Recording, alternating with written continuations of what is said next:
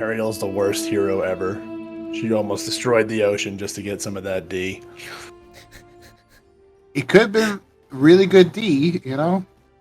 I mean, what else is she like wanting to get? been able to feel the throne. Like it's either that prince dude or an orca whale. You know, like There's like no mermen in that whole movie. It's like her dad is the only one. What were her options? What was she supposed to do? I think there were like side character 4 or something, you know. But like as far as Ariel's choices and stuff, like it's either what was it, David or something, whatever, Prince Eric. There we go. Prince Eric. There you go. But to be fair, And like always feel like he was gonna orca stab. whale or whale. Right. Exactly. Can't really blame a girl. Yeah. All right. Welcome, Internet, to our great discussion about The Little Mermaid to start off the stream. This is episode 16 of The Journey. I can't believe we're already there. It's a great Sunday to be playing some D&D. Happy to see all these people at my table. See Oscar's already causing trouble on Sarah's end, so that's fucking fantastic. But to recap quickly about what happened last session, it was a short one. We did it in the evening, but pretty much the group got back together. Cora and Carlen got out of the mansion, got some answers, or passed along the ring to Amalur, who's going to do some research. Then you guys also met up with Cren and Elevar after their little spat with the Lord's Alliance men who were corrupted, getting their piece of Cren's gun back, and then helping to repair the blacksmith shop with the help of Vo, the Lord's Alliance blacksmith. After you guys kind of got back together, you went to a tavern to kind of catch up on some things, reveal some things about each other as well, kind of learn a little bit deeper about yourselves. Then you also got a little drunk. Someone was flinging a book around a little too vigorously, hitting a new companion, spilling his drink all over the place. Also just getting into other shenanigans, which had you guys eventually asked politely to leave the tavern as you headed back to Cora's farm to kind of finally mourn the just disappearance of Ivana. Also to welcome in Elevar more properly into the group by having him stay with the farm and just, hearing about everything what's going on. But we left off with you guys spending the evening at Cora's farm. While we had this time off from last session to this session, I worked out the timeline of what has actually happened in the journey as far as when you guys started, what the month was, like how many days have actually gone by to this point. So I figured I should share that with you guys right now. Yes. I would love to know. If you actually look at Roll20 under handouts, all of you should be able to see a calendar now that I put up there. Yes. So that's the calendar that we'll be using for this campaign. Oh, it seems to be the very standard calendar for D&D favor and like setting type of things. Gotcha. But we started in the 9th month of Elenant, I believe is how you would say that. Elenant. Okay. Or also known as the Fading. The harvest time of that month is on the 21st. So you guys started on the 22nd. That was the day of the harvest festival. Everything went down from the festival attack to returning with the townsfolk. That was the 30th when you guys got back. From the 22nd to the 30th is when all that stuff happened. Then jumping into the next month of Mar Poneth, or Leaf Fall. From the 1st to the 3rd is when you guys met Amalur and Vinarth, the monk that helped get more tattoos to Carlen. Mm-hmm. And then from the 4th of that month to the 8th is the time you guys spent going to the South Woods and then getting saved by Amalur when it all set on fire. From the 9th to the 11th is the Strongmaster Farm, losing Ivana and meeting Elevar. And then pretty much from the 12th to the 14th, which is where we left off with you guys at the farm, is all the stuff from the barracks, the hidden mansion, the tavern, all like that stuff. That's been that passing of days. I know we talked last time about the idea of kind of jumping ahead to kind of fill some downtime to allow Cren to kind of off screen work on finishing his firearm and getting possession of that to move just that progression along. Yeah. I got my gap. That's going to take about 3 days to the 17th of Marpanoth.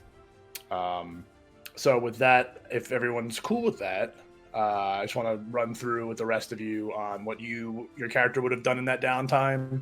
Maybe something you wanted to, any interaction you might have wanted to have with another player or another character in that downtime, or anything you want to obtain. We can talk about that right now and get that squared away. I guess I would probably try to learn more. I mean, I've been having my adventure with Cren so much. I probably would have learned a lot more about Carlen and Cora a bit. Find out what makes them tick. Get along with the Cora's family a little bit. Okay. The only thing that comes to mind for Cora is that she started working on putting together a new outfit before we got distracted by the Strongmaster farm. So she's going to be working on that during this time period. Okay. What about Carlen? Carlen would have been trying to find anything he could on the next tattoo master and tending to his apple seeds that he helped Cora's son plant. I remember. Oh, okay. All right. So I'll just start with Carlen just to give the info on that, just since that's the last thing there. I would say if you wanted to try to, if Carlen would want to find out more about other Ink Masters, you probably would have went and gone to Amalar to be sent to see Vinarth again, which she could totally do for you. Vinarth probably you would have trained with him, someone to spar with, being 2 monks, so that would have been nice for you as well, just to kind of do some things. I like that you guys got some good signaling practice going on there as you're driving. Sorry. No, you're fine. Vinarth would have informed you or told you stories of other Ink Masters that he had heard about in his training and whatnot, but there are none. He is the last that he has seen in the Faerun area. He has heard stories of other Ink Masters leaving Faerun due to wanting to explore and gain knowledge for themselves, other dire reasons for doing so, off to maybe prevent something, save something, something along those lines. But yeah, he would have, for the gist of it, would have given you the info that he's the only one around here. You'd have to venture out to try to find more. Okay. Let's see. Cora, with your years of experience and of adventuring and of, probably makeshifting yourself outfits just throughout your life, you could make whatever you want and feel very confident that you have the means to do so. So however you want. It's going to include a cape. Okay. Do you have an idea right now of like what? I don't. I'm looking at images right now to try and come up with something. Okay. Yeah. And Elevar, is there any specific questions that that Elevar would want to ask Cora or Carlen about themselves for them to answer for him? I suppose like with Cora, it'd be like, what made you get into adventuring in the first place? Since you're, I think, to my knowledge, Elevar's knowledge, your grandmother, right? Like, what would? Yes. So, this is my farm, the Brown Farm. It was in my husband's family for many, many years. My husband, Charlie, who has since passed away, and I took over the running of the farm, and my son Charles and his family live here too. They help me run the farm. But I'm not originally from Succumber. I actually was an adventurer in my youth. And I met Charlie during my travels, my husband, and we kind of courted on and off for many years when I was in the area. We would spend time together when I was doing my adventures, like he would still write to me. And eventually he won me over. And I've been here for the last like 30 years. Okay, that's pretty cool. Hmm. Yeah. And then I guess with Carlen, why would half angel or full angel?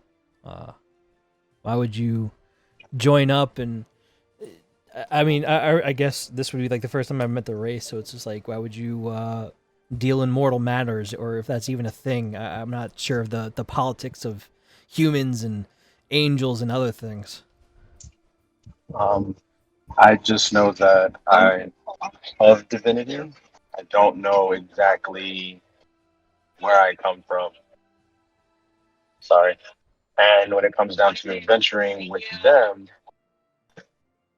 I just have stumbled upon the quest, and I know that the game is pretty much the point of the game with them is I've learned so much in a short span of time. Corey, it's kind of hard to hear you, buddy. Is Is it it? the mic itself or? Well, I'm on AirPods, so I can switch to a Beats headphone. Yeah, you're fine. If anything, it's I just just need to speak up a little bit more. It sounds like you're almost like whispering. Like I mean, you're for the most part, muffled. I kind of got that.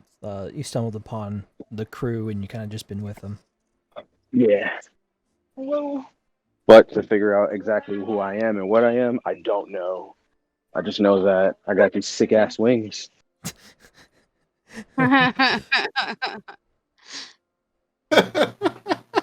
Okay, and then I guess it would just be like the rest of the time would be kind of just mingling and becoming more friends with them, and maybe having more escapades, or not escapades, but like, well, because for the most part, I've been getting along with Cren really well, getting drunk every night apparently. Every night. Let's not turn into complete drunks and kill our liver. Yeah. But it seems like we're always in a fight together, like side by side, which is a good thing. But if we're gonna be a group, we have to have the same kind of attitude towards one another. So absolutely. So I just kind of becoming more friendly with them. So it's like I'm almost on the same terms as I am with Cren. Gotcha. Okay. And I'm I'm just saying, like, I'm literally writing like all this down in my little journal, like, what I had the conversation about. I would say also the group would probably inform you that they all met at the festival that happened like a little more than 10 days ago. Because also the way, as you saw on the calendar, weeks work in not 7 days like on Earth, but in 10 days. So they don't call it a week; they call it a 10-day. So you guys are in your third 10-day right now. But they all met at a festival that had a battle royale tournament that happened. Some of them were combatants in the tournament. Others were just viewers, but then they got attacked by goblins, and that's how the group kind of came together.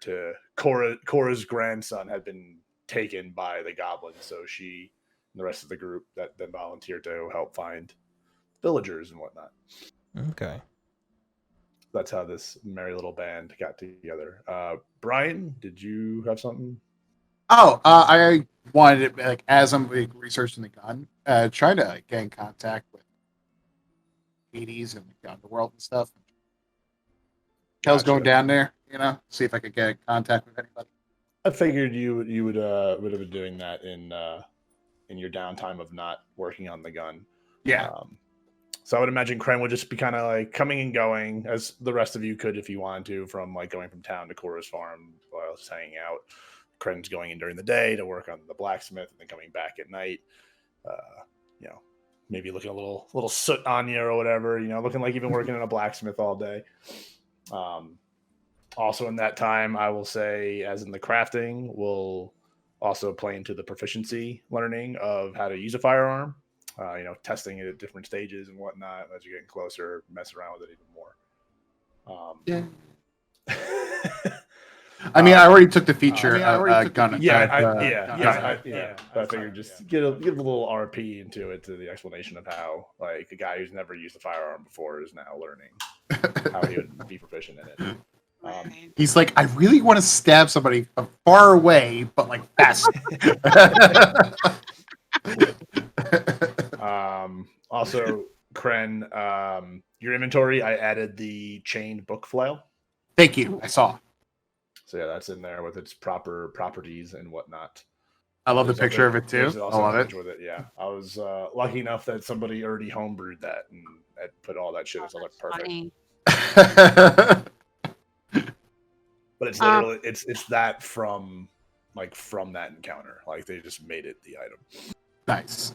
I'm gonna throw the Love book it. at somebody. Hello? Hello. Hello. Hello Does he there. sound better?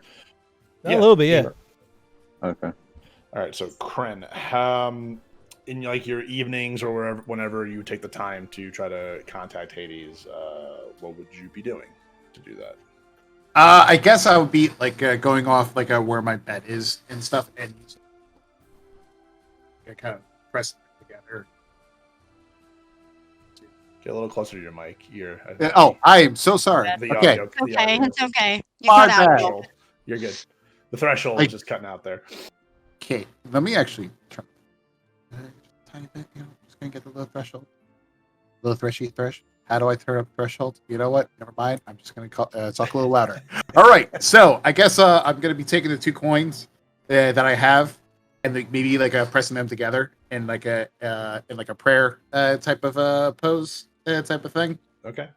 And concentrating really hard and that sort of deal. Okay. Give me a religion check. Okay, getting a religion check. First roll of the day. First roll of the day, +5. That's an 8. What does an 8 do for me?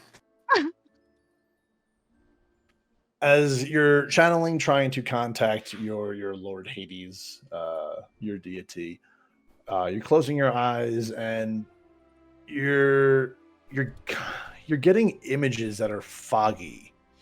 You can't quite make out what you're actually seeing.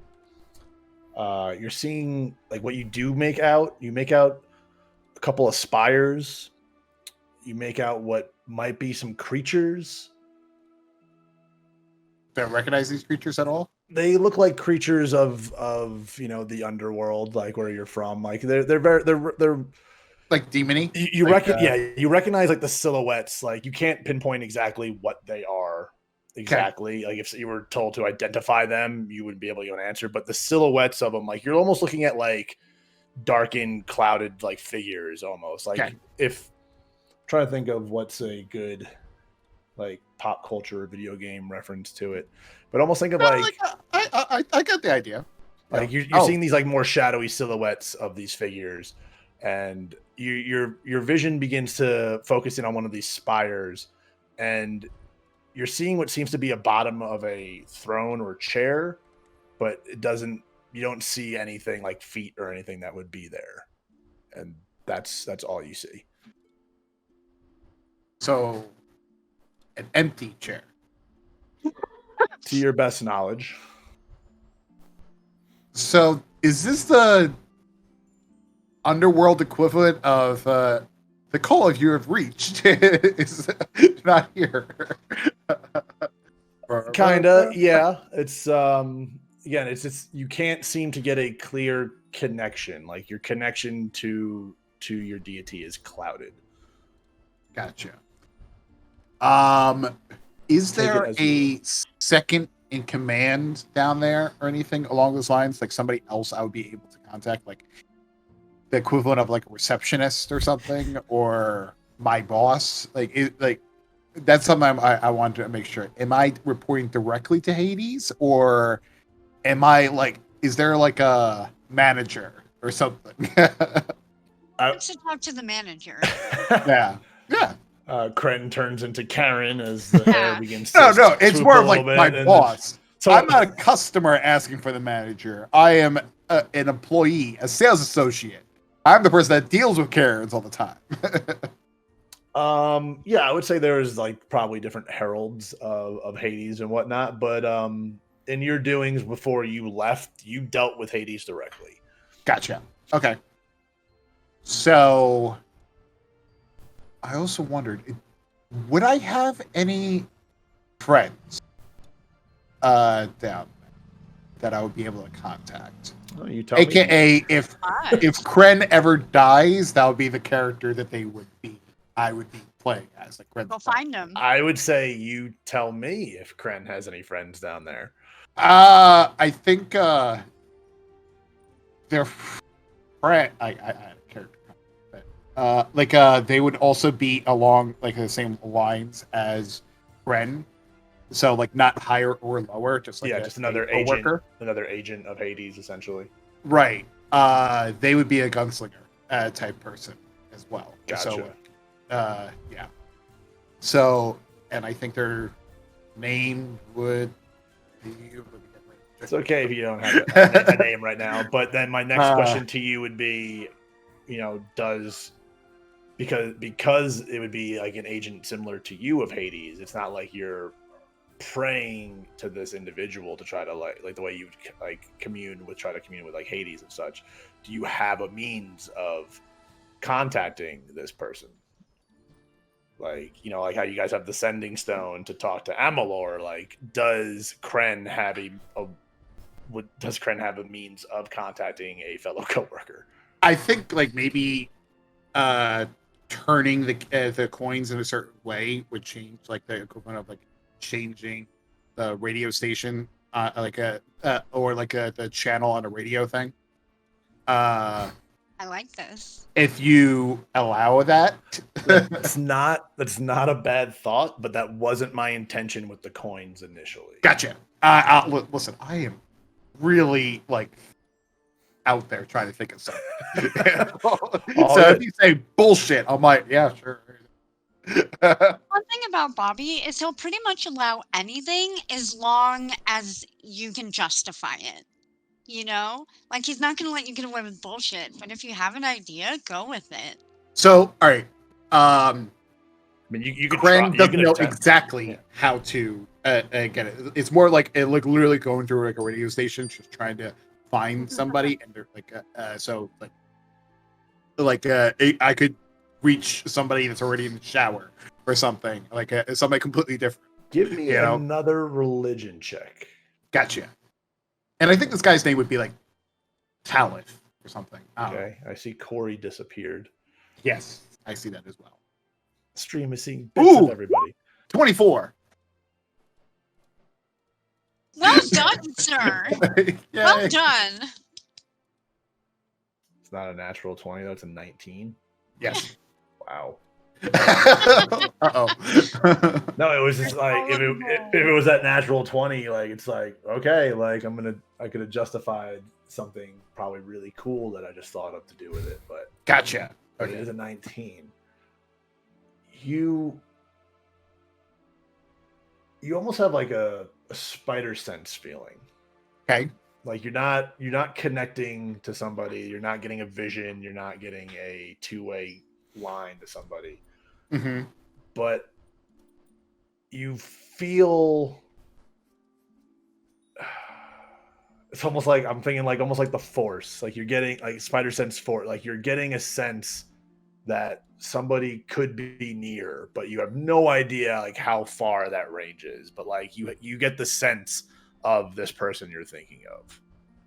Like they're at the very least on the same plane as you.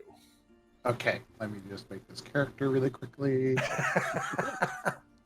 As I said, there's no sense of you opened up a communication or a line of like anything like that, but like all of a sudden you just got this like I feel a presence that like I haven't been around in a while. Like, but also again, there's no directional information to this feeling. There's no like this person's on top of me sort of. It's literally just like this person is somewhere. Like they're they're at least on. It feels they're on the same plane as you. Gotcha. Had to give you something. It was still a good roll. So yeah. Welcome back, Corey. Hello. You go through a tunnel or something? No, Westchester got so many fucking trees. Just slapped everything out of proportion. What you need is Ivana's sword just to hang out the window and just cut everything since it's all super big and shit. Or just Carlen Just fireball and everything. You can just fly above the damn trees. It needs to be 5G. All right. Well, with all that little downtime stuff situated, we essentially transition to the 17th of the month, where Cren is at the blacksmith, receiving his completed firearm. Which Cren, if you go into the equipment management and search Cren's first gun, Cren's first gun, that's horrible. you will find your item. Cren's first murder weapon. Now, my idea of how you design this, and if it's not what you were feeling, we can change it up. But like, this is kind of what I was going with it. Since you were kind of you started the base of the idea of the pistol off of the Amalar's blueprint for the crossbow, which was the revolving crossbow for Cora. Okay. You guys use that as a kind of template to build a wheel gun, essentially, like a revolving pistol. The wheel will have 4 shots in it, which will deal up to 1d10 of piercing damage. As an action, you can reload the whole wheel. So whether it's fully empty or just like one shot, like you take an action to reload the whole wheel. You can take 4 shots before having to reload. It's made of polished steel, brass, and a wooden grip. Vo, the blacksmith, with her little better training with different metals, did the brass work, so it has a very flowy feel to it, kind of inspired by Cren's shape-shifting abilities to flow in and out of different forms. Also, along with the gun, Vo did some leather working for you to create a holster and a bandolier, where the bandolier can hold 12 rounds in it. So across your chest, you just have 12 rounds sitting there. Cool. Also created an ammo pouch, or they got you a nice leather ammo pouch that has 40 rounds as well. So, okay, I added it in. Okay. And I'm looking at my thing, and I do have proficiency with firearms. Yeah, I was looking at that as well the other day. I don't know why it doesn't work there. I couldn't find something in the creating the homebrew, at least not yet, when I was looking at it to make sure it adds the proficiency. I was even trying to pull from other like weapons where it's like a dagger that says like proficiency with daggers, let you use that, but there's no modifier. So I'm like, where do they have this work? So when you use that, we'll add your +3 to that roll. So the proficiency modifier only affects the hit. It doesn't affect the actual damage. So you still will have the -1 due to your dexterity with it being a dexterous weapon because it's a range weapon. But your hit will have the +3 to it. So it should be a +5 total. Okay. All right. So I did that, and then okay. Yeah, I don't know why it's doing it in that way. So I just did in the customized thing where I just made a +5 instead of. Cool. Okay, and it didn't affect the damage; it just affected the hit, right? Yep. Just okay, cool. 2 hit. That works then. Perfect.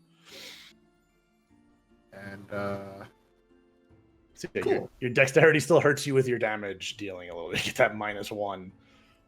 When's the next time we level up? Like the next time you get an attribute dump, it's like time to put in dexterity. Yep. Asking the important questions. But I would say with the excitement on this third day, with Cren knowing that the gun would be done, Cren was up and out early to the blacksmith to get this weapon. Sure, you were very appreciative of Vo giving you the nice bandolier and holster, thanking them for their time and patience with you. You also have learned how to now craft the pistol. Like, you've gotten better at it yourself while working with them. You also have gained the knowledge to create yourself more rounds, as long as you can find brass to create the rounds for it, because you're going to use a brass casing. So, like, mix of scrap and brass too. And you'll be able to, as long as you have downtime to hit like a forge or something like that, you can make yourself ammo as you see fit. Gotcha. But with your excitement, I would imagine that Cren would take your firearm back to the Cora farm to practice with it, to where the rest of the party is kind of getting their day started to all of a sudden being surprised by hearing loud bangs coming from outside out in the field of the farm. Being that none of you are familiar with firearms, this is probably a startling sound to you. I'm probably familiar with firearms. That is correct. Cora actually might probably did mess around with some firearms at some point or another. So I'm not too alarmed. I would say the rest of the group, Elavar and Carlen, definitely surprised by the pop as the two of you probably jump like, what? Like, what does that sound outside? As you see Cora is more calm and collected as she's just like, huh. Cora, is there anything we should be worrying about here, or what? You guys seen Cren today? Guess not. I have a feeling he might have picked up his new weapon from the blacksmith. Maybe we should go check on him. I guess. All right, let's go see if we can find him. As you guys head outside, you can see what form are you in? Basically Althea, like a little old grandma. Yeah. As you walk outside, and about probably 50 yards or so out from the front porch, you can see Althea's form of Cren standing there holding the pistol out while he's got a little like post with a little target sitting on the top. Probably an apple that was found just on the farm that was left over from the harvest. Yeah. So I see you got a new weapon. Oh yeah. Yeah. It works. Fire. Fire. Fire. Well, I'm glad you find it to your liking. Oh yeah. Yeah.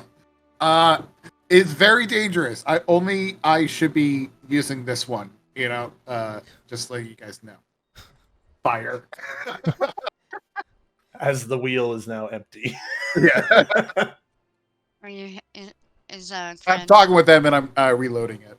Gotcha. Are you hitting any of your targets? Am I? Yeah, that's a good question. Roll. Yeah. If you were aiming at the apple for those 4 shots, yeah, give me some hit rolls. Sure. Okay. First one was a 13.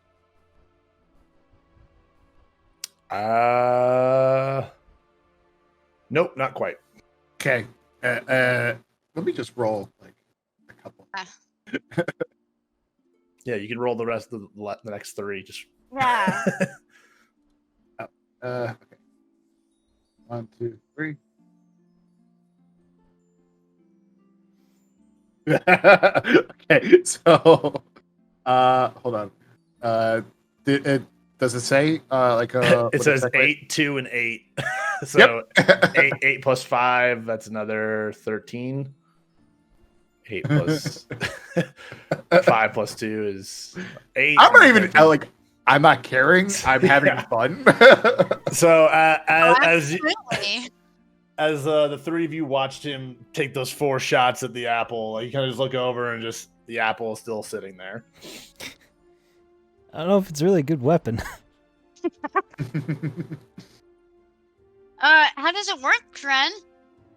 So, all right, so you can fire it 4 times. It's kind of like that boat that we got over there. And like you fire it, and you feel amazing while doing it.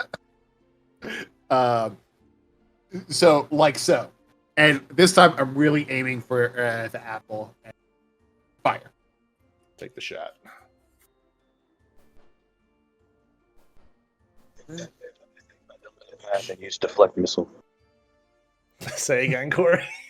I jump in the path of the bullet and use deflect missile. Jesus, dude. I mean, I rolled a 12. Okay, so What you do? You jump in front of him? that's what he said. Okay. Carlen! What are you doing? You rolled the 12? He rolled a 12, yeah.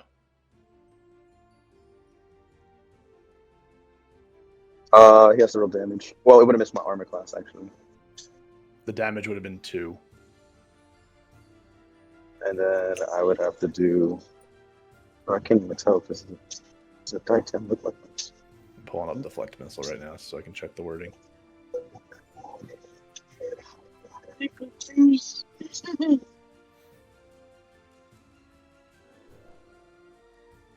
So you use your reaction to deflect or catch a missile when you are hit by a ranged attack weapon. So you do so. So it wouldn't have hit, you would have missed anyway. So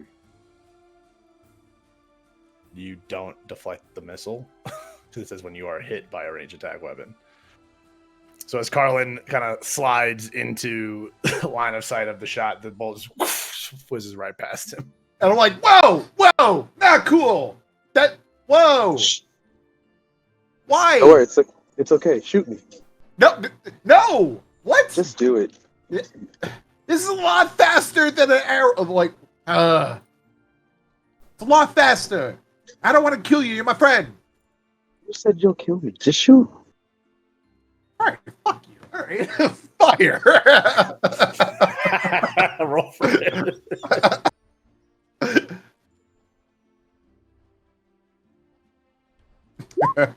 12. What's your AC? 14. So it misses. Cren, I'm starting to think that you can't use this weapon. I need you to be precise.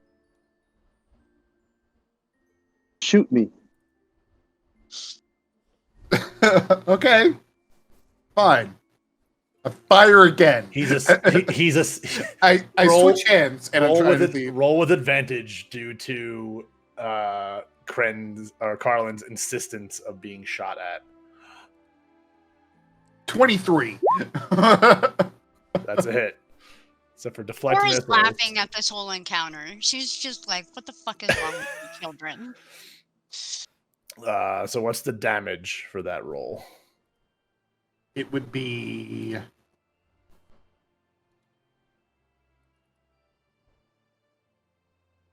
6 points of damage. Okay. So Carlen needs to roll. He uses you hit him with the bullet, but he uses deflect missiles to reduce the damage. So he has to roll 1d10, but he has to add a +6 to try to reduce the damage down to 0. If he's trying to do anything else with this thing. Is that it? I can't tell what a D10 is on a roll 20 at. I can roll it for you if need. Okay. I think I rolled it by 20. I mean, it doesn't show. At least I don't see anything that you rolled unless it's in the log. Which it's not. Oh, it is there. It is. No, you rolled a D12. D12. Wait, I rolled a D. Wait. No, he rolled a D12 instead of a D10. Rolled a D10. Hey, Bobby, this other character, what level would they be? I would say around yours. Oh, yeah, because you said you were like co-workers on the same. Yeah. All right. Corey, you want me to roll it the D10 since you can't hit the button? Yeah, it's a D10 plus 6. Yeah.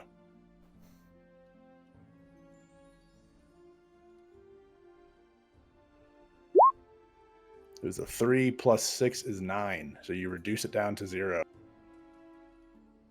Oh, wow. So I'm going to just quote the bullet, and then I toss it back at his feet, wink, and then walk away. I shoot him again! Fuck you! Go for the shot. It's a regular shot. Fire again! Catch this, fucker! Honestly, you two are worse than children. At 20! That's 25! It's a hit. What's the damage? Cora's dying laughing. 2! Do I double the dice, or is it double the? Okay. Yeah, double. So yeah, just roll that same damage again. Which did it? No, it didn't. Okay. Okay, so it's 2 altogether. God, that -1.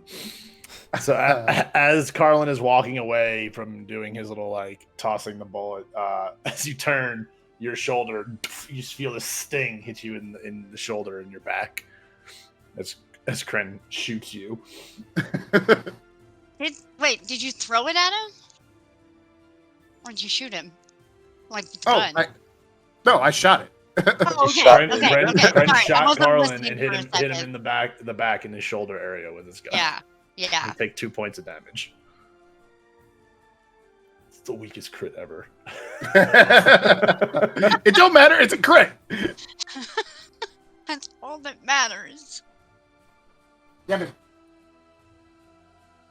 Carlen, do you do anything after being shot in the back by Cren? I dig the bullet out and flick it in his forehead. You take it out and what? Give me a medicine check. You're talking to me? No, Carlen. He wants to dig the bullet out of his shoulder and throw it and flick it at you. Try, yeah. 1 second. Bringing up the actual character sheet. Just let me know if you need me to roll for you. I have yours open, so. No, it should be fine. Oh my god. It's a 9. It's a 9? Yeah, you can't seem to get the bullet out. You kind of just open up your wound a little bit more. Like, you can't get the bullet out with your fingers. Take another point of damage. Just for the fuck of it. Oh, because he was messing around with it? Yeah, he was digging into an open wound. Yeah, that would hurt. Carlen, maybe you should go get Charlie to stitch you up. I'll be fine. These bullets don't hurt.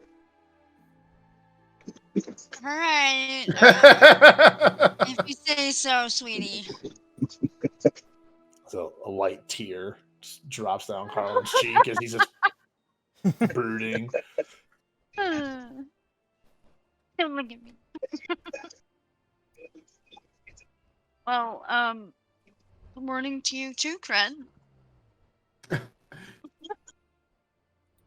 Listen, like, was just having a bunch of fun, and you have to come in and try and like do it. Fuck that.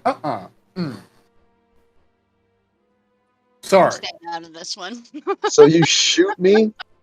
You asked me to shoot you. Yeah, the first time. Yeah. Didn't. I thought with your monk stuff you'd be able to do that shit again. I was walking away. You don't like it when if somebody tries to come in when you're trying to do something cool? I was trying to do something cool. I mean, to be fair, you were trying to shoot an apple and it didn't work out, and you didn't. The only time you actually hit him was when he was turned away. So I mean, it's not exactly the coolest thing you've done today. All right, we were on the same page. We were cool. Why?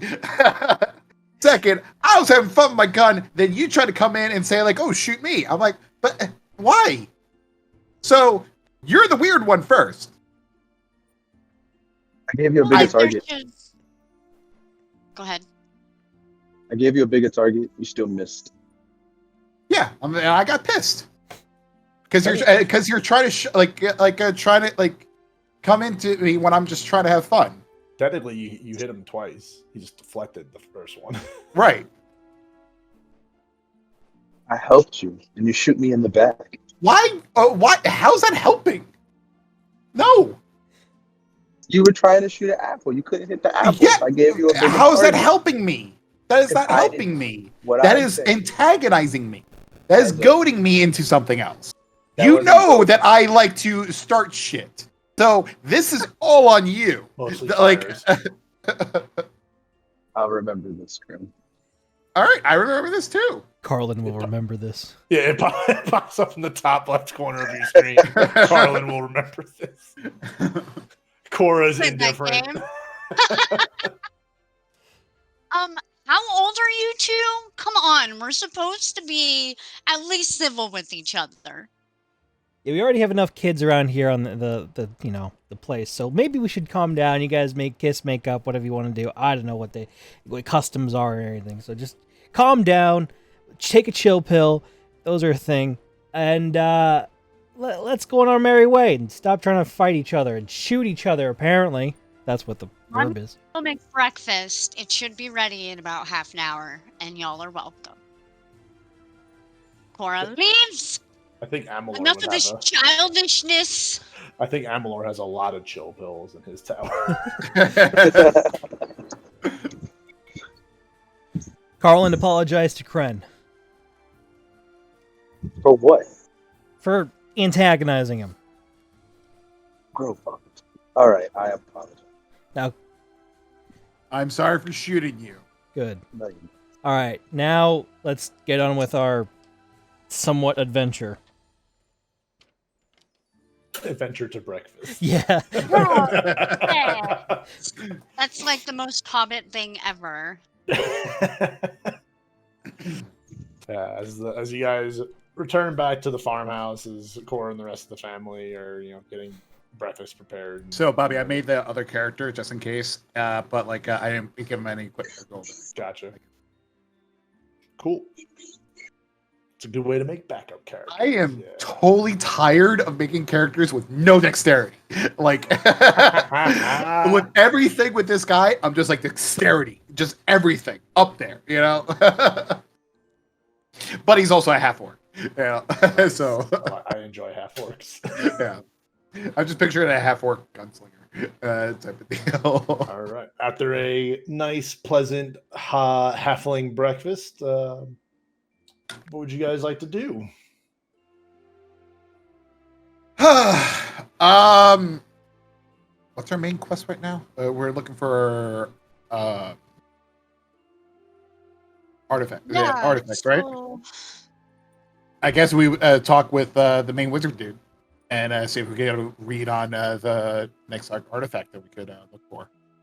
Right? So before we do that, I kind of just want to call a meeting right after breakfast because you guys are awesome and thank you for sticking around and helping me find my grandson and all these amazing things that have happened in the last month or so.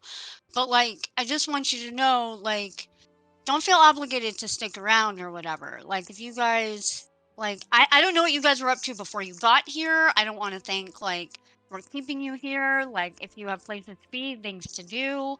I just want to get that out in the open. I'm just more here because I thought we were a team. I thought you guys. I just wanted to let you know that I'm so happy to have you here, but don't feel like you're bound to stay here. Truthfully, I don't want to go back to my job. Because I have other coworkers, I like them and everything, but the actual job, it's more of I know something is going on, and but it's more I don't want to deal with that headache yet. Because work sucks. Yeah. You can stay here as long as you want. That's what I'm trying to say.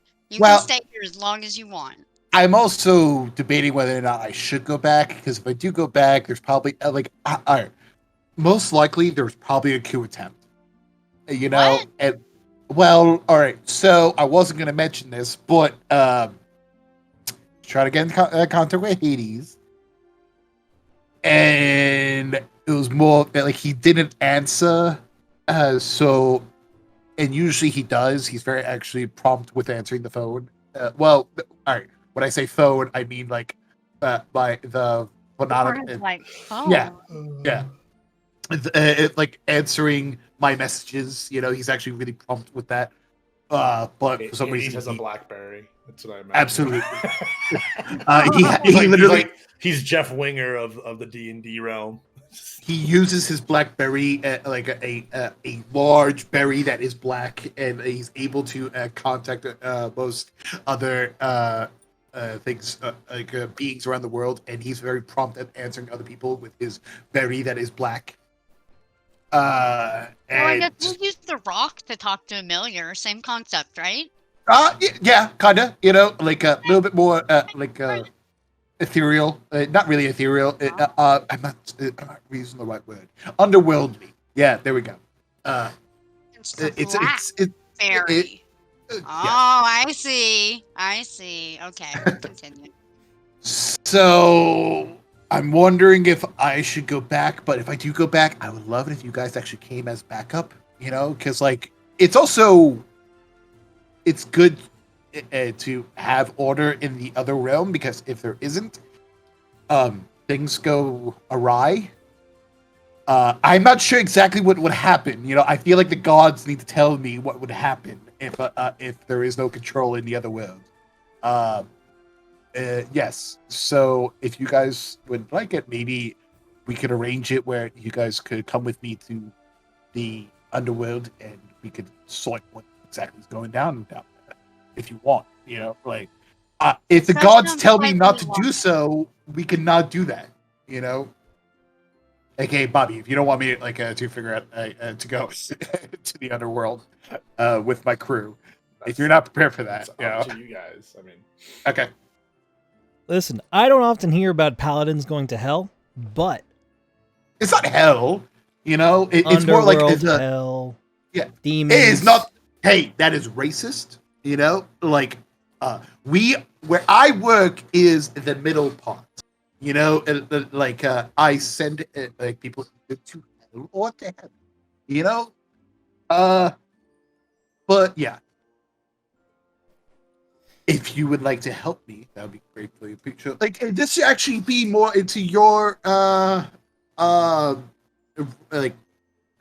way you work stuff. You know, because like you also do heaven things as well, and if my underworld people are out of whack, it's out of balance, it might not help with you, you know? Like, you're all about, like, wanting balance with the world, right? Something, I guess. I mean, I'm more of, like, a gray area. I like to have the good, but, like, I'm more of my own thing. Gotcha. Okay, but cool. Either way, I mean, I'm down. My last quest was to find a cat. I didn't find that cat. Shit. Anyway, it doesn't matter. Wait. How important is that cat?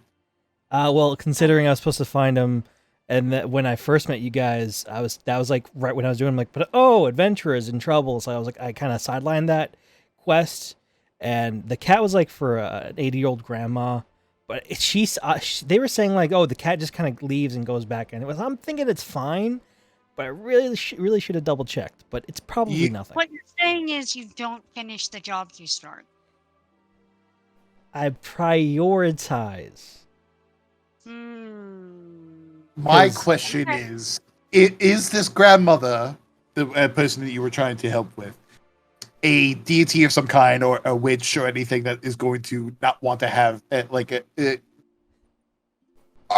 are we going to get some bad karma by not doing this quest? You know, I'm not too sure, but now that you say it, she did live in a swamp and spoke really slowly, like, I will help you if you find my cat. So now I'm kind of curious. Oh, you might have a hex or curse on you now, especially if we find the cat and the cat is dead, that's a time. That's a time. So I think we'll figure it. Well, okay, I'm sure we smart might way. Okay, I'm going to tell you the smart thing for us to do, but we're not going to do it. The smart thing is to just abandon you because you're cursed. Wait, but I have an idea. Not going to do that. So I have an idea to avoid any issues. He had the dude at the magic tower, like 19 cats. What if we just take one? No, bad idea. Because listen, cat ladies, they know they're cats. If you give them a random cat, you know, and like, do you know what this cat looks like? I think she You said just like brown. misgender. Okay, a little bit more specifics, like anything. Does it have a name that it answers to? Stevie? Stevie? All right. This might be a dumb question, but you Doesn't said think this it's a dumb question. lived in a swamp. I mean, I think it was a swamp. I mean, It's kind of the outskirts of Where? town before I How got long have in. you been looking for this cat? Like 2-3 Elevar? days prior to Oh. fighting you, so it's been like almost a 10-day. Hey, I'm Bobby, just what? imagining that this guy has been looking for a cat for like 3 years. Well, wait. I'm just making sure it wasn't like the same witch. Was she a hag? Was she That's a what I hag? was thinking. The That we hag we met. killed already? But she was in a forest. She wasn't in a swamp. Right. Well, this guy could also just mistake a swamp for a forest.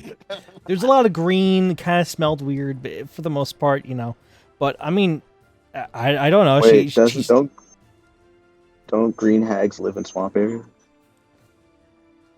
Are there swamps and forests? yeah, you're getting me worried. I just figured it's a cat, like, and this old lady. I didn't think it was gonna be this whole big of a Bobby's deal. like over this. Listen, Oh, I've I'm heard loving words. this right We're now. just This is saying you fantastic. don't have to worry about the quest. Okay, yeah, don't worry about the cat. You got it. I'm sure So we'll here's my find question something. for you, Carlen. Do you want to go to hell?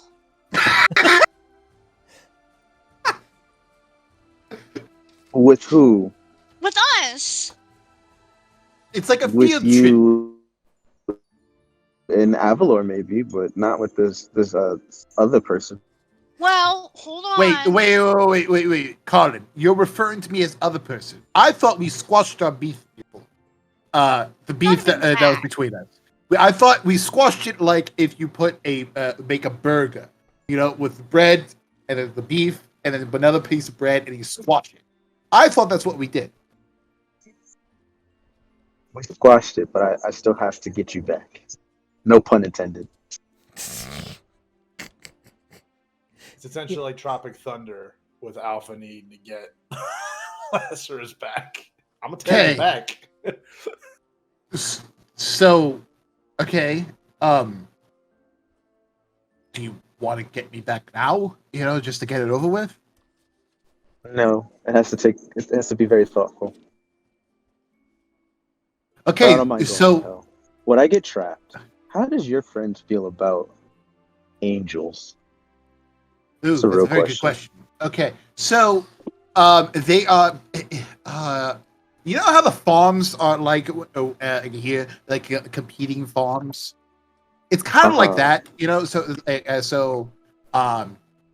but truthfully, like since I'm in the middle ground, like we do see angels every once in a while, as well as demons. And so it's more of like think of it as like an underground city, essentially, where we got all walks of life that's down there. Angels, like, see them, but like not so often. A lot of times they're there to pick up souls that were mistaken for being in hell. So it's like, so it's not that big of a deal.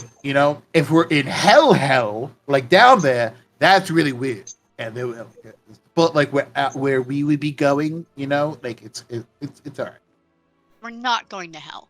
And if we do have any issues, he's got giant wings, so hear me out. He's just a bird person. Yeah, There my are kind actual know. bird people. We're like a bird person? Right. He's gonna like be so mad. I'm just throwing it out there. I don't know how you people act. I mean, them folk. What do you mean by you? What do you mean? Whoa, yeah. Hold on. I might have better luck with the witch in the swamp. So maybe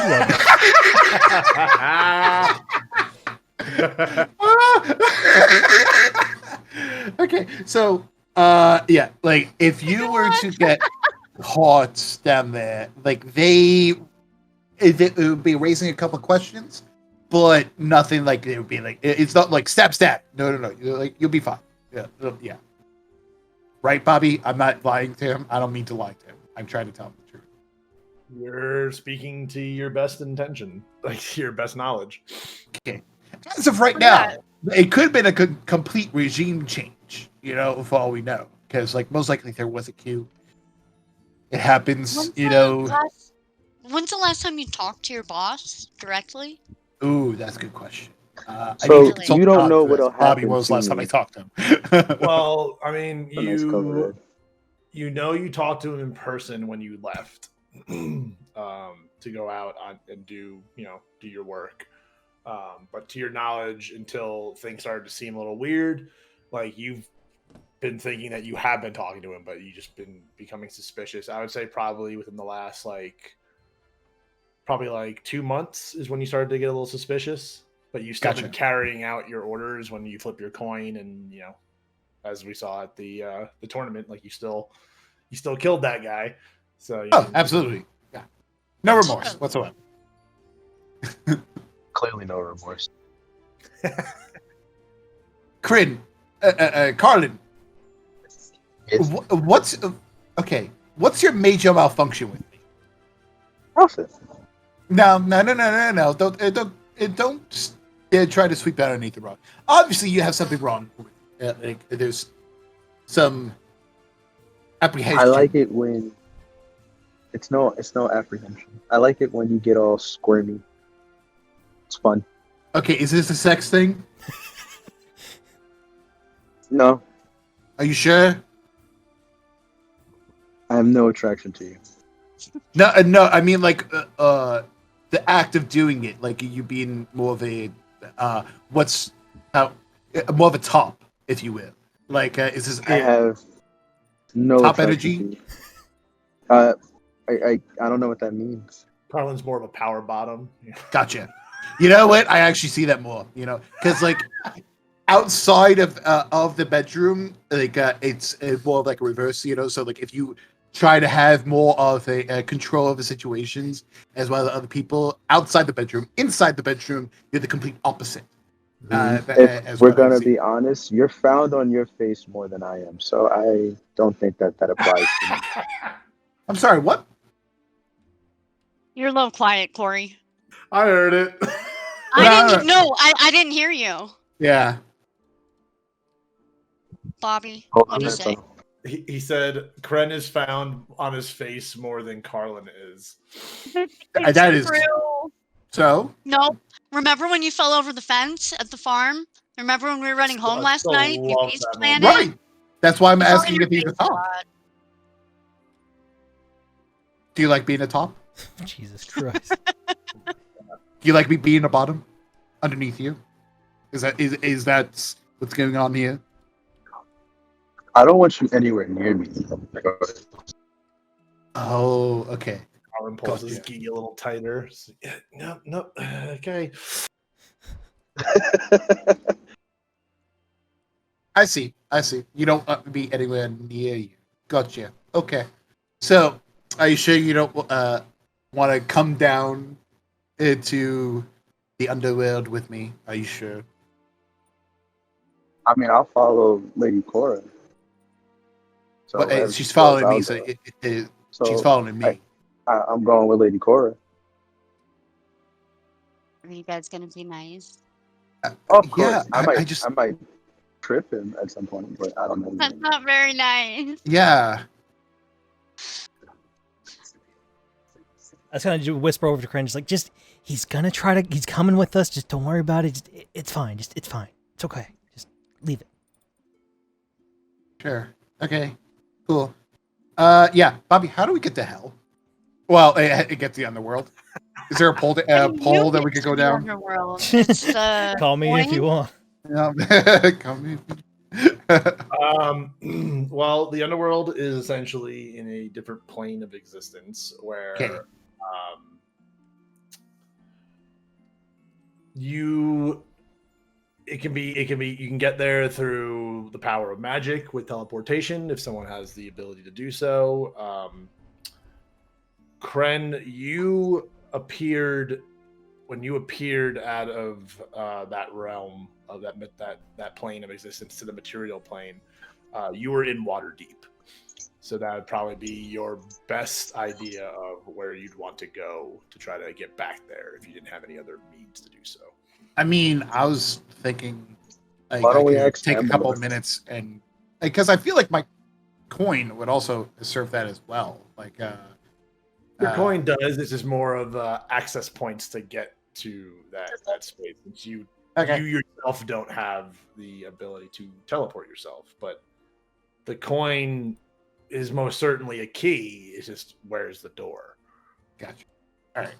So Is there a door that's close enough? Or Like I said, Waterdeep would be probably the closest, which is what are my notes on that. And Carlen had also just said, if you guys didn't hear him, he said, "Why don't we talk to Amalor?" okay. Because maybe he knows. But That's a good idea. a trip to Waterdeep would take about 13 days. Let's talk to Amalor. Let's see what's going on. Let's see if there's a quicker way to get to. Because let's go. Let you guys head there. I'm going to take a quick bathroom break. I suggest if anyone else needs to take a quick break, we should do that right now as well. Yeah, okay. Yeah, let me just throw it out the window real quick. Oh my god.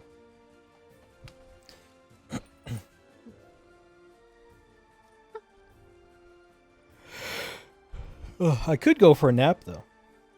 I know, right? Right before we started, I was like, I'm ready for a nap. It's the worst as you get older.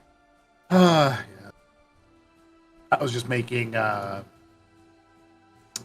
like a centerpiece, trying to think of centerpiece stuff for the wedding. Trying to think, and Say that again? me and my fiance were trying to think of centerpiece ideas for our wedding. And When's the wedding? Oh, like a couple years from now. Okay. Like, yeah. Like, not anytime soon. We're thinking, yeah, 2023, I think around. Don't quote me on that. But yeah, we're thinking of having. Well, it's more like this is basically going to be like a fairy, like a fae type wedding stuff. So like, gonna be outside, gonna have like a lot of like overgrown plants and everything, like fairy lighting and stuff. And the centerpieces we're thinking of having like tree trunks, but like made out like paper mache and painted and everything. And we're playing with clay to do like little mushrooms and like trying to think of like little critters. You guys are so crafty. I love it. Yeah. Like we're both artistic people, so we're just trying to think of stuff that we could do. And this is also 2 years away, so we're gonna be able to do it. But like, yeah, you have time to plan. We have time to plan, but we're trying to think of logistic stuff. I am better at thinking logistics. My fiance is not, but she is more on the thinking outside the box, and I'm like, all right. So it's like it's very like we keep each other balanced. Where like she thinks really high, I'm like, all right, let's bring her down and try to think logistically. Like, all right, what's realistic? What could we do? You know. But yeah, we're good. Okay.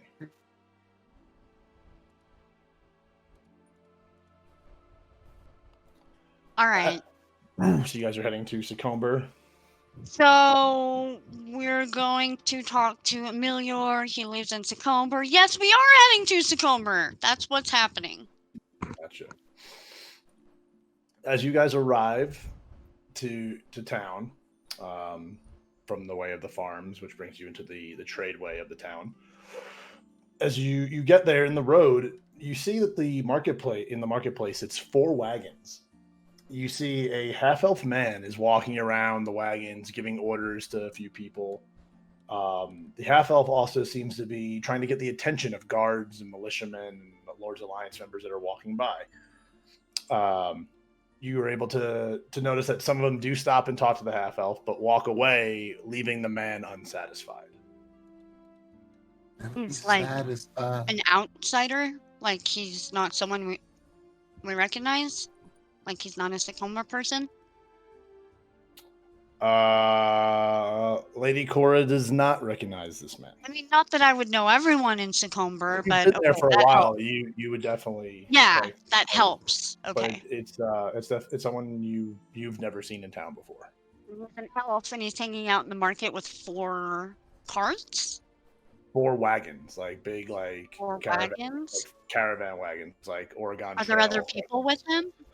Yeah, he's giving orders around to other people. They seem to be drivers of the wagons or whatnot. Like there's a small little crew with these wagons, but yeah. what are they doing? Are they like stocking up? Are they like making repairs? Are they just sitting around fiddling their thumbs? As I said, what you see is the half elf giving orders to a few people, and the half elf trying to stop and talk to different people that seem to leave him unsatisfied. Okay. Let's walk past him.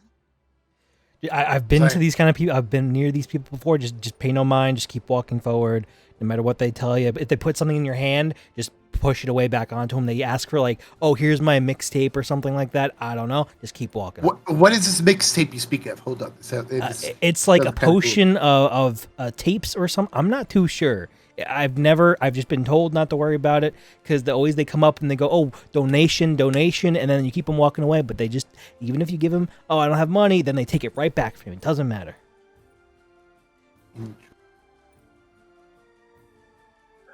As you guys walk past the caravan, you get a closer look at the half elf. Is an older man with long, wavy white hair and blue eyes. His skin it's a half elf, yeah. Okay. His skin has like a soft green like tone to it. He stands at about 5'5" and is a beefy build. He has an oblong and attractive face. Take a look at him and I flip my coin. Okay. I'm a terrible I always forget which side is which on your coin. It is the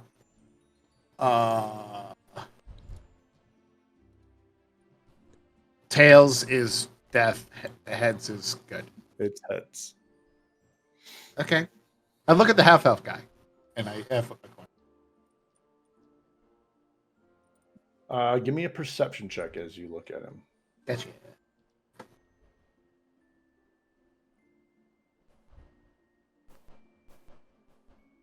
17. No, that's persuasion. I don't know why. Let me roll that. Oh, I have advantage with this because it's perception. Both of them are crap. Great. Can we go with persuasion, please? Can I go with the persuasion thing? 8. As you walk past, you happen to catch him as he turns his head, and you see there's a tattoo on his left ear. It's quite large, like right around the ear, like right on like his head, like around the ear area. Gotcha. It's an Elvish. Okay. Which I believe you know. Yes, I do. A coincidence. What does it mean? It says, without pain, without sacrifice, we would have nothing. It seems like a very like ominous. It sounds like an inspirational quote that, like, you know, might have been said throughout the realms and whatnot. It sounds cultish. Okay, cool. I flip my coin at him. It lands heads. Okay, cool. All right, I'll care about it. They're just doing their thing. Like, all right, cool. As he sees you guys pass, he's, my dear friends, may I have a moment with you? God damn it! Just keep walking. Or they say anything, but she does stop and she looks at him. My dear, please, a moment of your time. I only ask for a moment. All right. How can we help you? My name is John McKinnon. I am a trader. I travel the lands and trade in goods to all different cities, all different types of people. I am in need of some assistance with my current caravan. What is the purpose of your caravan? I am to bring a local small town's goods to the markets of Waterdeep to sell for them, and then bring back the profits. And of course, as a trader, keeping my share, but I've been contracted by this small town to take their wares and their goods and sell them in the big city. Okay, or so eye contact with Cren, just giving him a meaningful look, like, "Oh, Waterdeep," but she doesn't say anything. Yeah, I exchange the same look, and I look at this guy, and I say, "Oh, okay, Why do you need people to go around? Is there my brain just farted. Like as he essentially he Cren just stopped midway. as he kind of stares at you like, Some well, warrants, no warrant. the roads, as you may know, can be treacherous at times, especially for a man as myself traveling with such commodities. And it is always good to have a little extra muscle, if you know what I am saying, to make sure that things get from one spot to another. Yeah, my question is, why hasn't anybody come up to you? What's the catch? There is no catch. I am offering a fair wage and just need assistance. It's some of these men, some of the soldiers, they it seems that they can't leave their post or don't want to. I'm not having any luck. Yeah, I mean, truthfully, like the people here, like they tend to stay around here, the guards, of course. Like there's a bunch of things going on. What is this wage you are offering? I am willing to pay 100 gold pieces per person, with a possibility of a bonus as long as everything goes well and smoothly on the journey. Bobby, how far is Waterdeep on horseback from Sycamore? It'd be 13 days because you'd be traveling at a really? caravan's pace, which is still the normal. Would you be providing food? Of course, I have many dried meats and different preserves that are fully stocked for this trip. I just need the bodies to escort me to make sure we get there safely. I myself can handle one, maybe two, as like my own, but as far as my other drivers, they're not really the fighting type. All right. Excuse me. I want to talk to my compatriots here. Turn around. And I get into a huddle, and I got Carlen right next to me and Cora right here as well. And I'm just like, all right, guys. If we go talk with the wizard, we might be able to get to Waterdeep quicker, but we won't get extra money. I feel like with this way, we could gain some money and get ourselves a trip to Waterdeep. How do you guys feel about it? It's always good to have money. Yes. I have time to spare. I mean, now that the harvest season is over, there's really nothing for me to attend to at the farm. I just have to send word to my family that of course. Heading to Waterdeep. But I kind of feel like this caravan might not be a bad option. What do you guys think, Elevar? I mean, I'm kind of digging it, especially if like there's people that try to rob us. Let's say we rob them. Maybe we'll get more than just 100 gold each. Yeah, I mean that's also true.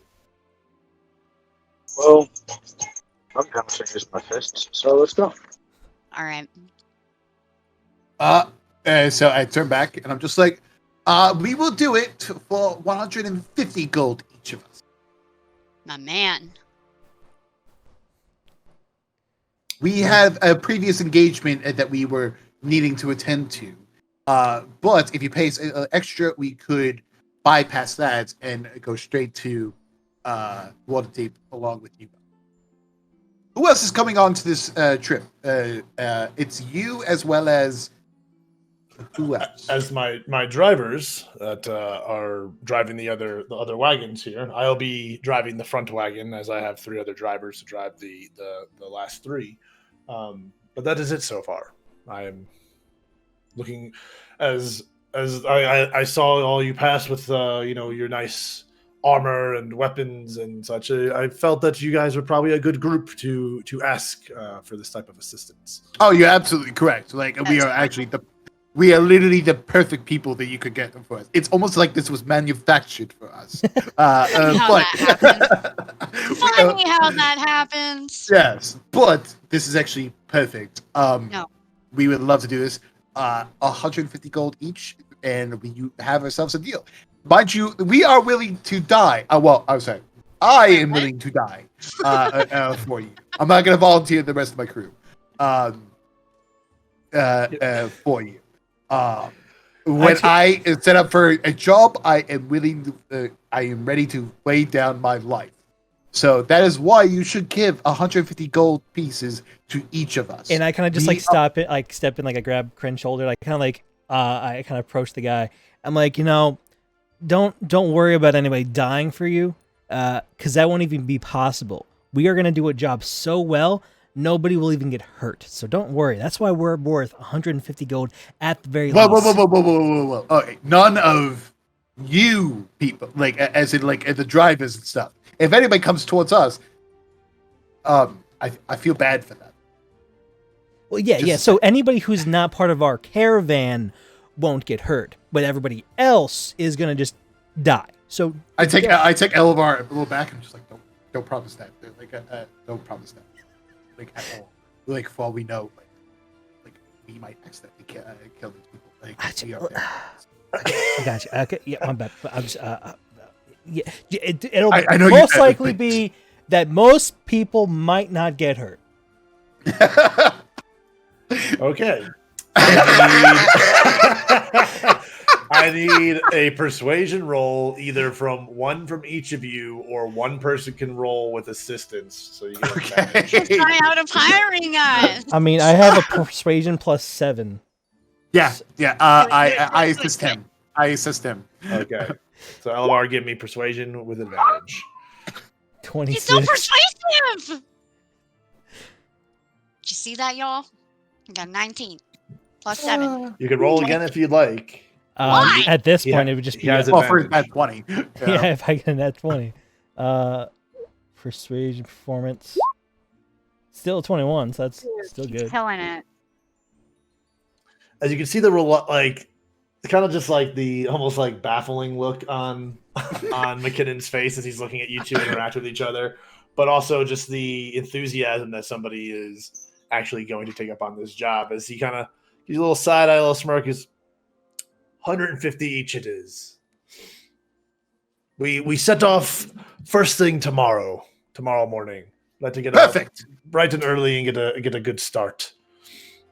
I immediately go to the blacksmith and get more bullets. Okay. As he's still trying to, you're just running off.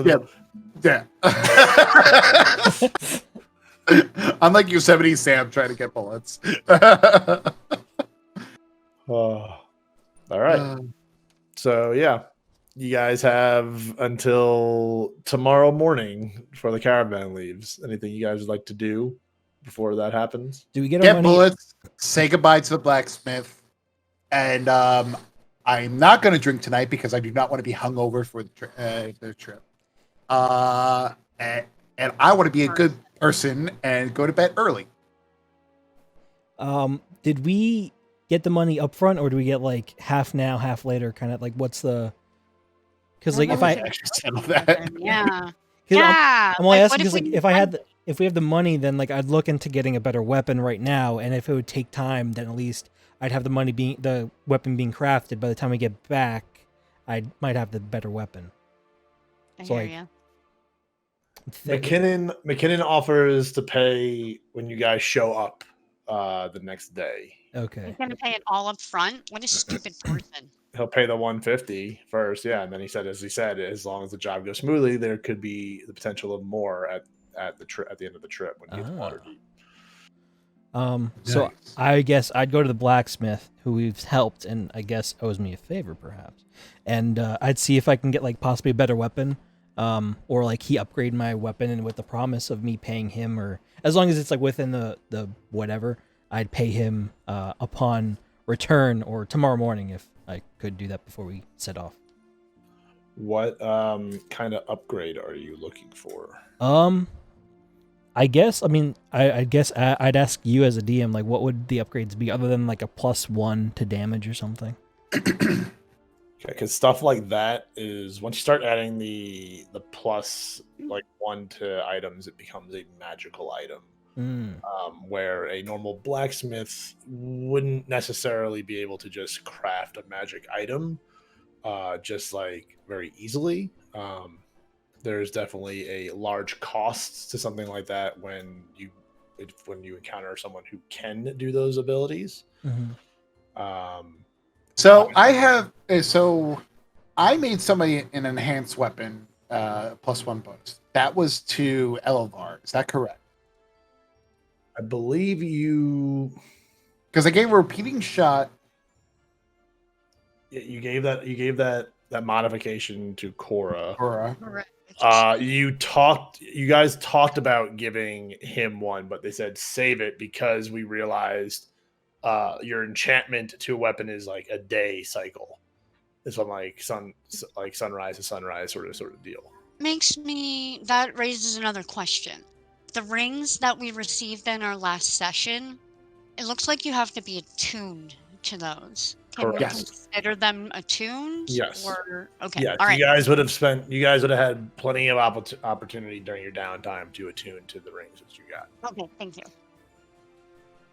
But I would say Freddy the blacksmith is not capable of imbuing magic into weapons.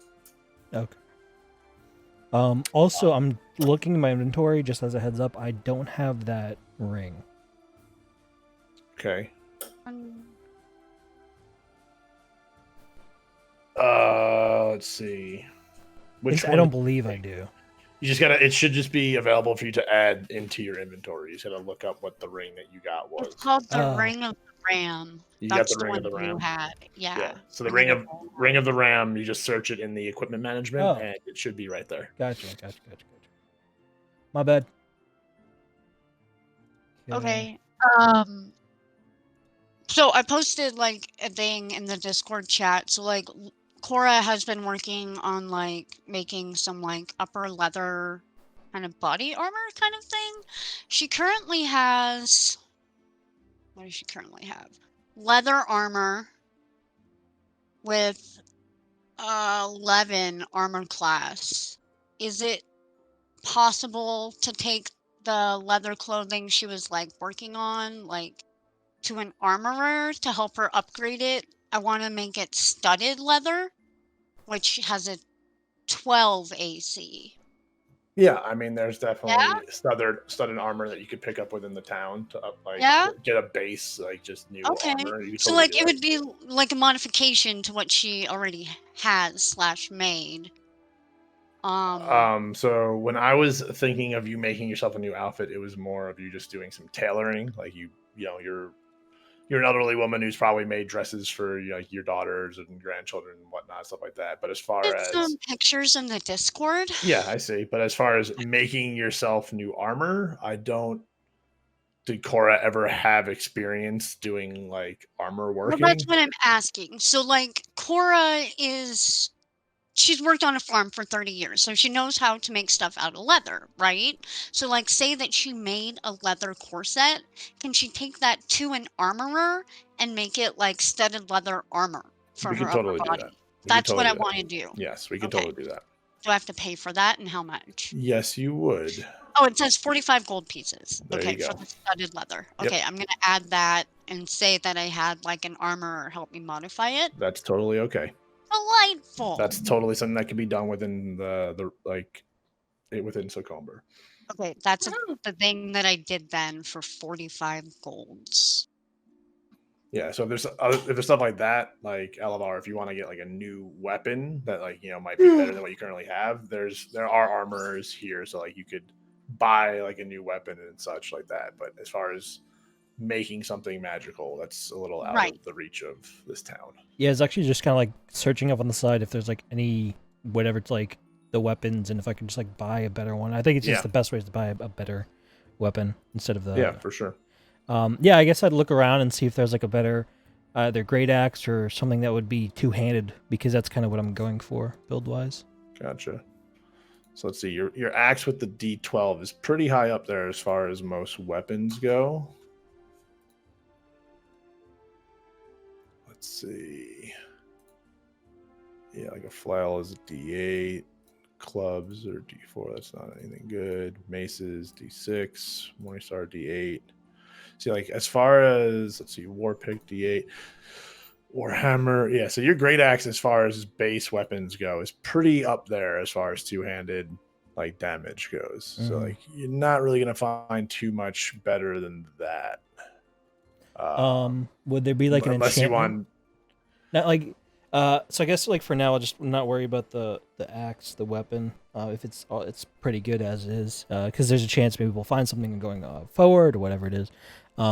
Is there like any magical items in the area I could buy, like whether it be like a +1 to something or like a saving throw something or other? Your biggest bet magic wise would be Amalur.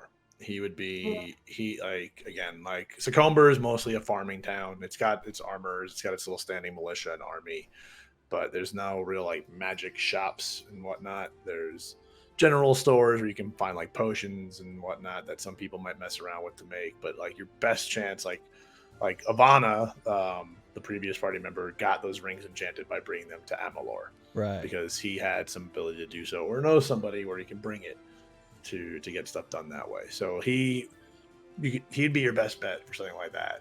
Like if you want to try to enchant a weapon or an item, you could leave it with him, and he can do so, and then whenever you come back, he can give it back to you. Actually, what I'll do, I guess because I just have a regular chainmail right now. I would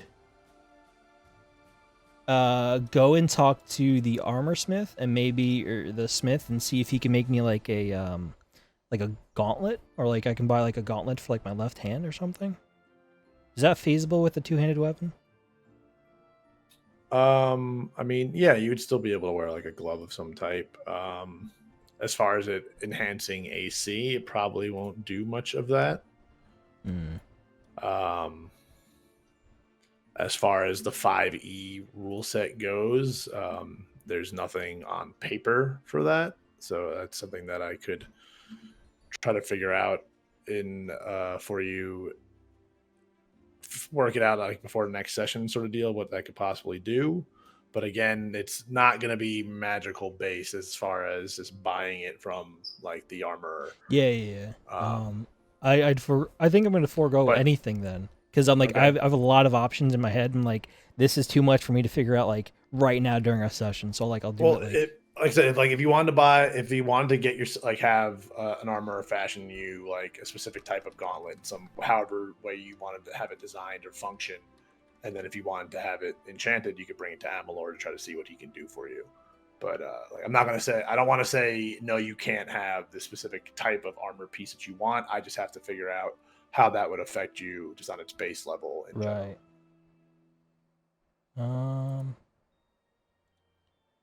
Because I'm also looking into like leather armor. Because like I think that wouldn't take me on a disadvantage for sneaking if I ever did that. Okay. How does that affect your armor class? Yeah, I'm trying to figure that out. Yeah. Because I know I get the AC of 16 with the chainmail. That's by default. So I'm just trying to find. Leather armor is only 11, because that's what I had previously, and that's why I just upgraded it, because leather armor only has an AC of 11. Okay. I mean, you might have a modifier based on your character, but that's how it was for me. Okay. I need to look at that then. Like half plate, which is you drop down to 15 for your AC. I don't think gives you a disadvantage for sneaking. If that's something you're looking for. Yeah, because chainmail gives me disadvantage. Yeah, mostly because of just how the armor is itself. But as far as the heavies go, let's see.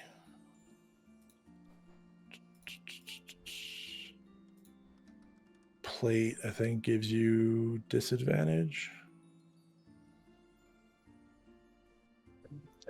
Oh, let's see. Well, it's everything outside of adamantine gives you disadvantage, seeing that if they're heavier and more likely metal.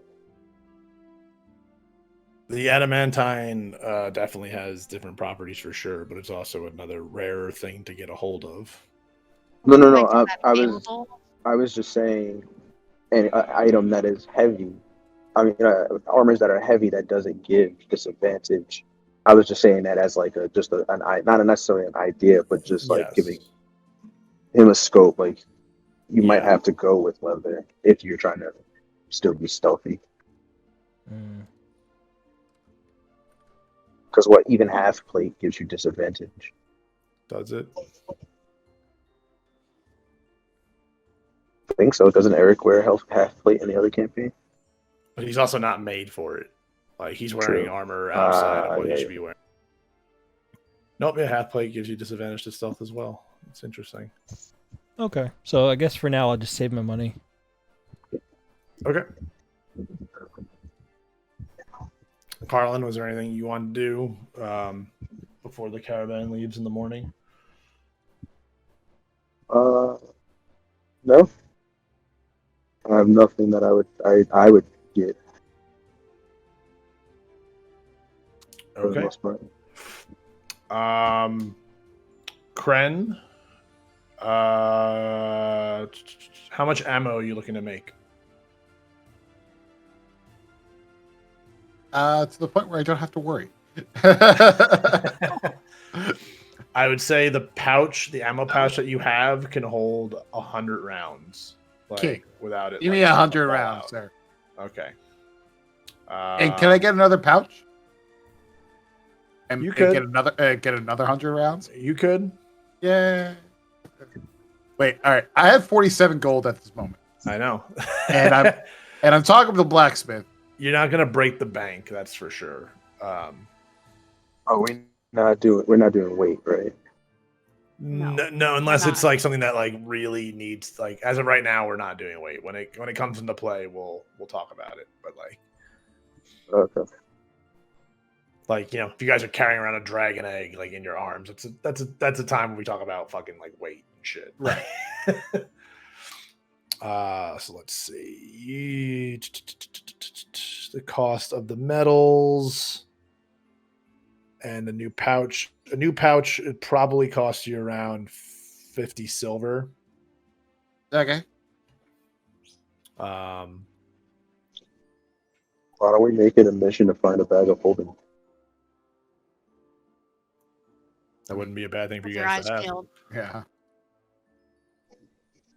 Okay. And as far as the scrap metal to make the 100 up to 100 bullets, or you want to have another patch? You want to have a total of 200 bullets, or correct rounds right now? Excuse me.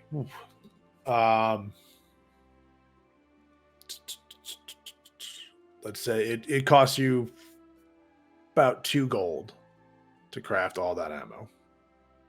Okay. So I gave you 7 gold. There you go. Woo! Hey, I got 200. All right, so I don't have to really.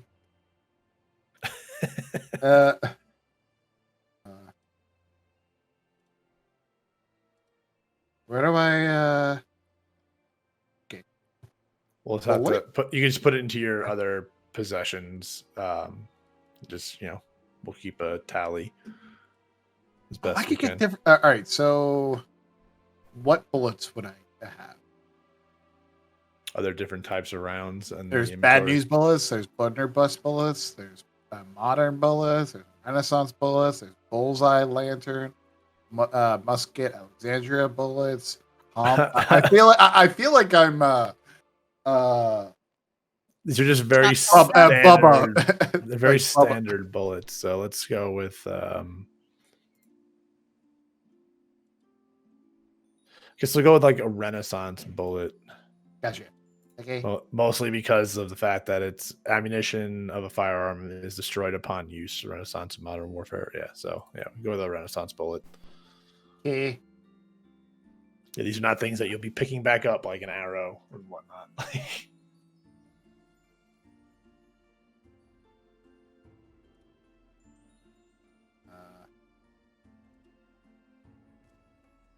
A bad news bullet. Yeah, that's the bullets from Critical Role. Gotcha.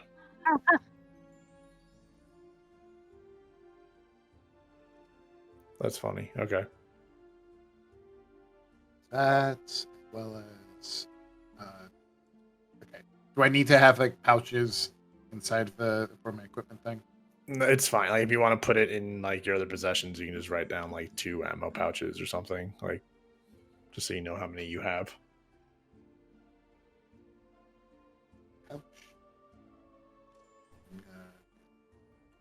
There we go.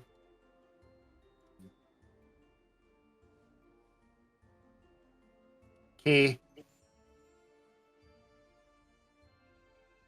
Whoops, we did the wrong thing. I want to change the artwork. I forgot to do that. Town Square artwork now. All right, so that's downtime business in town before the caravan leaves. Cora, how would you like to inform your family that you're leaving for at least? Well, we have time, so I don't know about all y'all, but Cora's gonna go back to the farm to talk to Charlie and let him know that we're going to Waterdeep. Because, like I just said, the harvest season is over. It's not like Cora really needs to be at the farm to provide labor. So she's going to go back and tell them what's going on. Okay. Which I imagine they're not too surprised about, since she's been gallivanting about with strangers for like a month now. Yeah, Now they're friends. Now they're friends. Charlie's not too enthused about it, sure. but he's not going to be able to tell his mother what to do. Right? Fuck you, son! I'm out of here. Bye. Fuck you. You're an accident. Jesus. I'll bring you something nice from Waterdeep. You hug your grandchildren and everything, say your goodbyes to them. Yeah. You bring Frederick with you, I'm assuming? Oh, absolutely. Bah. Yeah, Frederick's coming to Waterdeep. All right. So we are on to the next day. It's going to be the 18th. Make sure I jot that down so I don't forget. Where'd my pen go? Oh, there it is.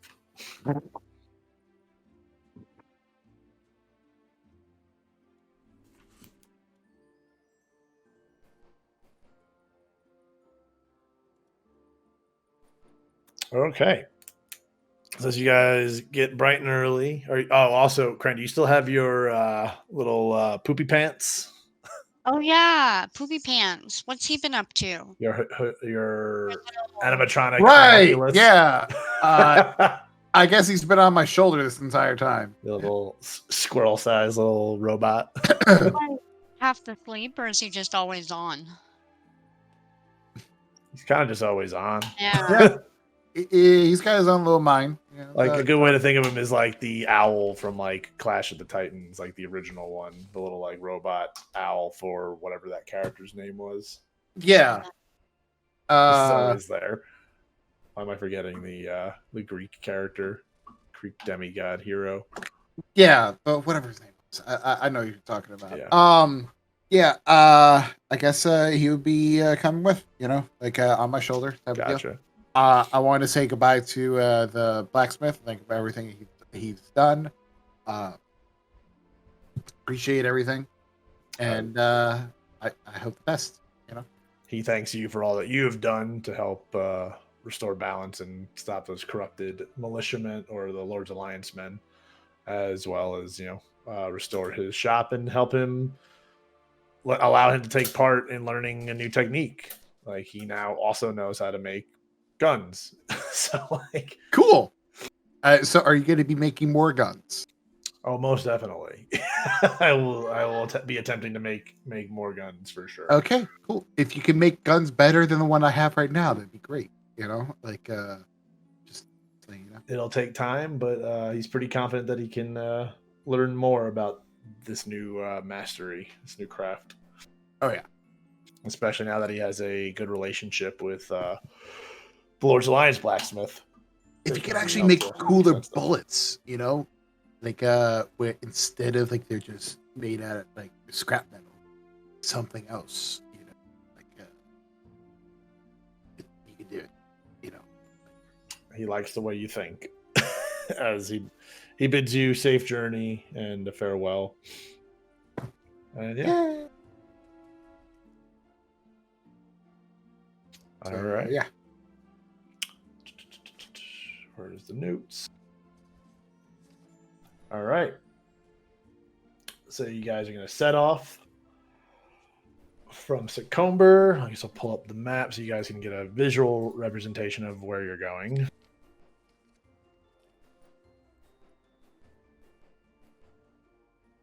All right. right, Sword Coast. Okay, so you guys. Whoa. Good. Yeah, I was just moving the object in the way I didn't want to. Oh. Okay. Oh wow, Sycamores further inland than I thought. I'm bad at geography. So yeah, that's Sycamore. You guys are gonna travel down the road that follows this river here. You guys will be making a stop at Daggerford, which is pretty much like a truck stop town. Like it's just where a lot of caravans stop to rest during their journey, and then you'll finish the rest of the way to Waterdeep. As long as So there's no that takes problem. like 2 weeks. It's like I said, it's about 13 days from Sycamore to Waterdeep. It's about, Sorry, I keep forgetting that weeks are 10 days. yeah, it'll take 13 days to so total. You guys will do, if you travel 8 hours a day, you do about 18 miles a day. As long as there's no problem. Sycamore to Daggerford is about 115 miles, so it's like 6.5 days, and Daggerford to Waterdeep is 110 miles. It's about 6 days. Okay, sounds good. What is this half elf's name? John McKinnon. John. Gotcha. Good old John. John the John. Elf. I guess that's a traditional He's a half name. Elf. John. He's a half elf, so he's not a full elf. That's what I said. That's why I thought it was funny. 13 days to get to Waterdeep. All right. As you guys travel, it seemed, you guys are just traveling down the river, big open fields. Some parts are hilly, some parts are nice and flat. You guys are traveling along the riverside, so the water is always to your left, essentially, as you're traveling to Daggerford. I'd have my little poopy pants keeping an eye out for me while I rest, and like when I'm not like Gotcha. Oh, that's a good idea. Use him as a lookout. He doesn't have to sleep. Gotcha. Very smart. Very smart. Also, so we have like multiple caravans, right? Not just one. There's 4 wagons. 4 wagons yeah, in sorry. this one. Four Yeah, you guys are one caravan, or what would be considered a caravan of 4 wagons. Are we all like on our own wagon, or like are we in like one wagon, like at the back or wherever? Yeah, where does John want us, since we're kind of like hired hands? So the wagons themselves are mostly filled with goods. Right. Cora, you're riding on Frederick, I would imagine. Yes. So, Yes. you guys, the driver's seat does have enough room for another person. Oh, excuse me. So 2 people could technically sit in the driver's seat of each wagon. So it'd be a driver and then one of you guys can sit there, or you can walk alongside it if you guys want to grab a mount from Sycamore and have your own horse. You could do that as well. But I will leave that up to you guys. I'd be in one of the driver's seats. I'll alternate between walking and riding. Say that again. Yeah, no idea. I'd alternate between walking and being in one of the seats. Gotcha. Alternate between walking and being. Yeah, I'll alternate with him. So it's like if he's sitting, I'm walking. If he's walking, I'm sitting. So Gotcha. is it kind of like each one of us is attending to a separate wagon? Technically, yeah, essentially. So in that case, I'm probably just walking beside my wagon on Frederick. Gotcha. Okay.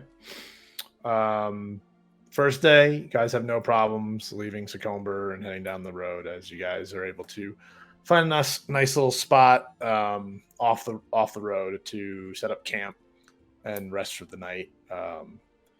It's a clear autumn night. Also in your travel, and also it's just a clear autumn day as well. In your travels, any sort of plant life that you guys encountered, trees more specifically, you can see that the colors are changing. It's very, very northeastern, like autumn. Like, everything is starting to get ready for winter as the trees are dying off and shedding their leaves. It's quite pretty. As the sun sets, it's a beautiful autumn sunset with lots of orange and pinks on the horizon in the sky as the sun is setting over the horizon. As you guys make camp off the side of the road, you find a nice little spot where you feel mostly secure and be able to keep a good lookout. Corey? I didn't say anything. Oh, sounded like you did. As you guys camp for the night, I need someone to take watch throughout the night, or how you guys want to deal with that. Being, you guys are security. How would you guys like to deal with the camp? I'll take first watch. So, but this How much would sleep is this the first night, or this the second? This is the first night. Okay, so then Cren's taking first watch. Yeah. Cora is curious. Cren, how much sleep do you need? Like a normal amount. I'm not a robot. No, I know you're not a robot. No, I would never think of you as a robot. I was just. I'm not a Warforged, Like. I know. I didn't mean to insult you by any means. It's okay. But yeah, just like, I was curious if you want to watch the whole night or if someone should relieve you. Because if you need someone to relieve you, I can take second watch. Yes, I would love to be relieved in some way, shape, or form. Delightful. Okay, I'll take second watch with Frederick. Awesome. Cool. Okay, I need both of you to roll me perception checks. Yeah. Perception. Where's the perception? Well, there it is. Boom. 8. We both got 8. Okay. Really? Yeah, but mine with our modifiers, I had a natural 3. You had a natural 6. Yeah. Ooh. Ooh. So we both got an 8. Okay. No. Both of your watches. It's again clear night, big full moon. You guys notice nothing. Seems like a quiet night. It's too quiet. Okay. Yeah. I guess I'll be switching off. You got an 8 too. Everybody's rolling 8s. Okay. You guys kick off the next morning. As the sun rises, you guys sleeping outdoors since it's a little caravan camp. You guys wake with the sun. As John wakes up and is getting all the drivers up and ready and begins handing out food. It's again dried meats, nothing super special. He's got some fruit as well. He also has a jug of milk that he's able to disperse to everybody. That's a very nicely well made sealed jug that's able to preserve the milk for this travel. Milk? Milk. Why? He has milk. Okay. It's a good source. It does. Got lots of stuff in it. Lots of vitamins and shit. But yeah, he provides everybody with the food that is needed for the morning as you guys head off again. I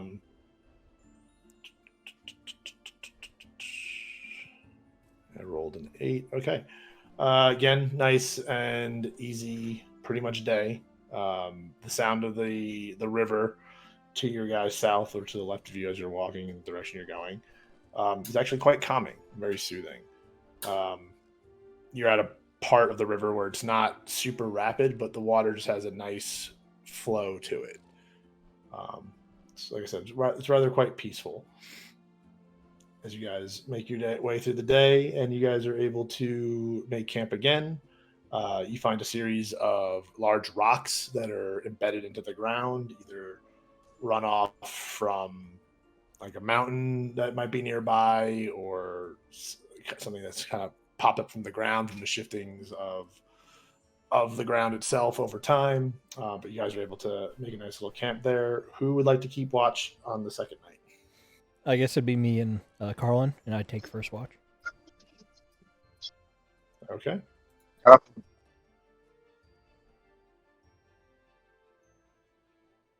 I need you guys to give me perception checks.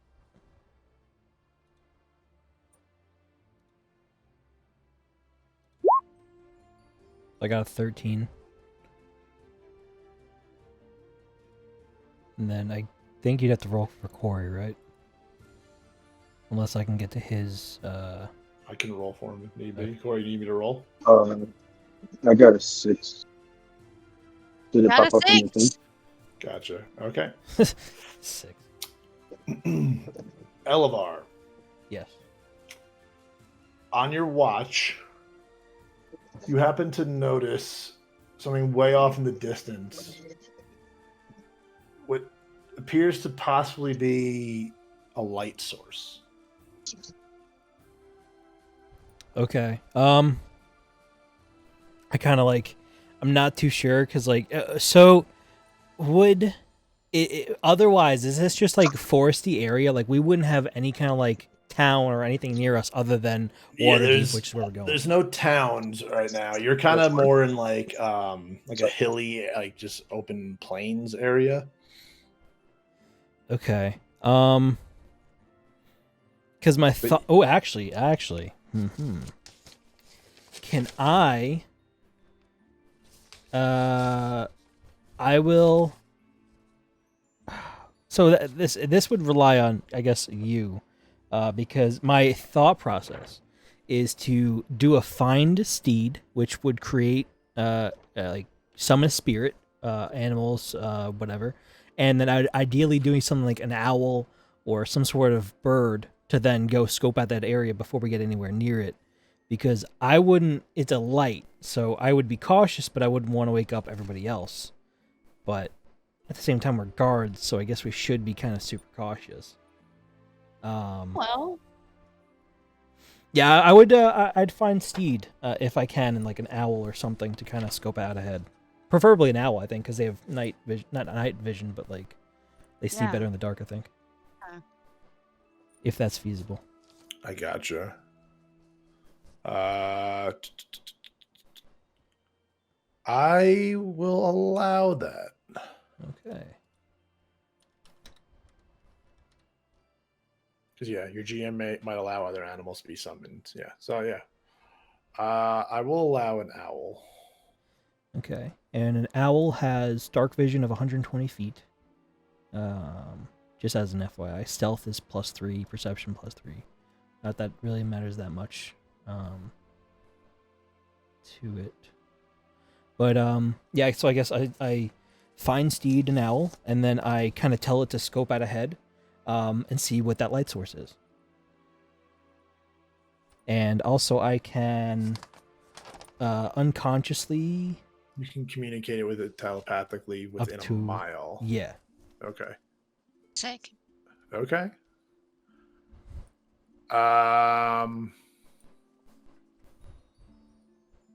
Okay. Your owl appears. You communicate with it and tell it to fly out and check that thing out. As it goes, it flies out into the darkness, and you kind of lose sight of it because it's just very dark. Like you're catching glimpses of the moonlight as like some clouds might pass by and whatnot as you're trying to track it where it goes. It's gone for quite a bit of time. I would say probably about like 15 minutes, I would say, as it comes back and it is able to report to you that it saw a fire with figures around it. Okay. Is it able to distinguish how? Like, I guess I'd be talking to it. It'd be like, how many figures do you think you counted? I don't know. Yeah, I wouldn't know if it's an actual conversation or more so like it just kind of. I mean, it says you can communicate with it telepathically, which means you can talk to it. So okay. So yeah, I would just ask like how many. Yeah, gotcha. Where is it? Around 6 or 7. Okay. I kind of just like I kind of let everybody know, not like screaming it, but like I kind of I guess jumped to Cren, Carlen, and Cora like one by one, be like, hey, you might want to wake up. We're gonna be approaching some people soon. I don't think they're really I guess I'd have to actually say it in general. Like I jumped to Cora's cart and I kind of just try to stir her, and I'm like, hey, you might want to get up. I'm not too sure if we're gonna have people, but there's about 7 people ahead. I don't know if they're good or bad guys, but you might want to be awake for this. So I should clarify for you. They're not really ahead. It's more to the north of where you guys are camping, but you're able to see like a light that could be like a mile or 2 out. Okay. So the path to Waterdeep is northwest. Well, the road that you're taking is west-southwest, like, because it follows the river and then it will cut up to Waterdeep. That's okay. I see. Like you're not going in a straight line from like Succumber to Waterdeep. You're following the river that gets you to Daggerford, which then brings you to the Tradeway road that you take. So we're not to Daggerford yet. No. Oh, Okay. that was my. I thought we were at Daggerford going. No, you guys are. Daggerford. It's going to take 6.5 days for you to get to Daggerford. You guys are on night 2. Okay. This is our second sleep. Gotcha. Okay.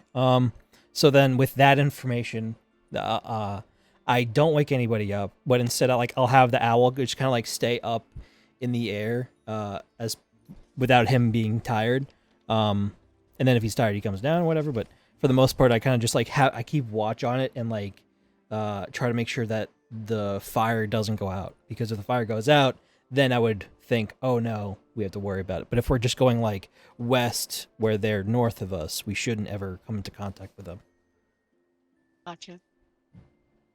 Okay. Well, you were also first watch. So while you're doing all this, Carlen has awoken and approached you to relieve you of your watch. Okay. Carlen, just so you know, there's like a fire with about 7 people around it, a little bit to the north of us, like a mile or 2 out. So it's something to kind of keep in mind, but I don't really think we need to be worried about it. But if that fire goes out, you might want to get everybody else up. What'd you say, Carlen rolled first perception check? I can actually check the logs myself. I rolled a 6. Gotcha. Okay. Because of Elevar pointing out the light source to you, you're able to keep an eye on it throughout the night, and it seems to pretty much throughout your shift, you see it get dimmer just as the night goes on, which is essentially just like from what Elevar described to you, is it seems like it's a like campfire. It's probably just diminishing overnight as whoever's out there has it burned until daylight comes. Okay. Where once the sunset rises, you completely lose sight of that light source. It just kind of blends in with the rest of the light.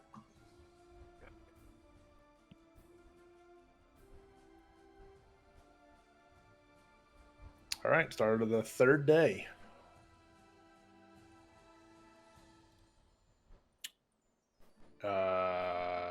Do you guys want to say anything before the caravan takes off, or should it just take off? Have we eaten anything? Yeah, pretty much every day, same routine. John McKinnon pulls out some food and whatnot and offers it to everybody. Okay. I guess I'll obviously we'll get the food. I'll kind of just like mention to everybody like, hey, so before I swapped with Carlen last night, I saw a light to the north of us, with apparently 7 figures around it. I take it nothing happened with it, so that's good. But just everybody's aware, we might have some trouble ahead. I'm not 100% sure. Could have just been like campers exploring and whatnot, but we should also just kind of keep a watch out a little bit more to the north of us. Tyler, do you say that to everyone, or is it just to us 3? I guess I'll say it. Yeah, that's actually a good point. I'll say it to just you 3, just this way, like we don't make the caravan spooked or whatever, like, oh, should we just turn back or whatever, even like since we even haven't even gotten Daggerford. So yeah, I'll just tell it to like you guys. Okay. While we're And then- eating, I'm like, I think actually we should tell the rest of the group because, no, actually, no, you're right. You're right. Just between us. Well, at this point, were you able? How do you know? Did you see them? Like you said, there was 7 people. Oh, so and I don't think the summon gets dismissed like at all until I make him. So do I still have the owl out? We should double check that. Yeah. And to be honest, since it is a mount type of spell, it should be bigger than a regular owl. Just so you know. Oh, okay. It should be like a giant owl, essentially. That's kind of cool. Because you should be able, because the spell does specify it's a mountable creature, even though it says mastiff, but mastiffs in this world are ridiculously big, like bigger than like regular world mastiffs, which they might both be the size of a horse. Yeah, exactly. Like mastiffs in D&D are ridiculous. But yeah, so you summoned a riding owl, which I'm okay with that for sure. I guess it'd be a giant owl. Yeah, because it can support you. Technically, you can ride on it. Yes, but you can also send it out as well. Yeah, I was just making sure that like I have the sheet up as well for that creature. So yeah, giant owl. So let's see its duration. So in the sea surge is a mount, both in combat and out. You have the instinctive bond with it. Allows you to fight as a seamless unit. While mounted on your steed, you can make any spell cast. Okay, blah blah blah. When the steed drops to 0 hit points, it disappears, leaving behind a physical form. The casting time is 10 minutes, which is interesting. It's not it's a ritual spell, even like it being in like one of your slotted spells, which is interesting. I haven't seen a lot of those. Doesn't say it's concentration though. It's just an instantaneous. I mean, it would make sense. That's kind of like a spell. No, but like most spells, like if a spell you know it and have it prepared, you can cast it like right away. But like if you don't have a spell prepared, you have to spend 10 minutes as a ritual to cast a spell. But this, as a prepared spell, is still a 10-minute cast time spell.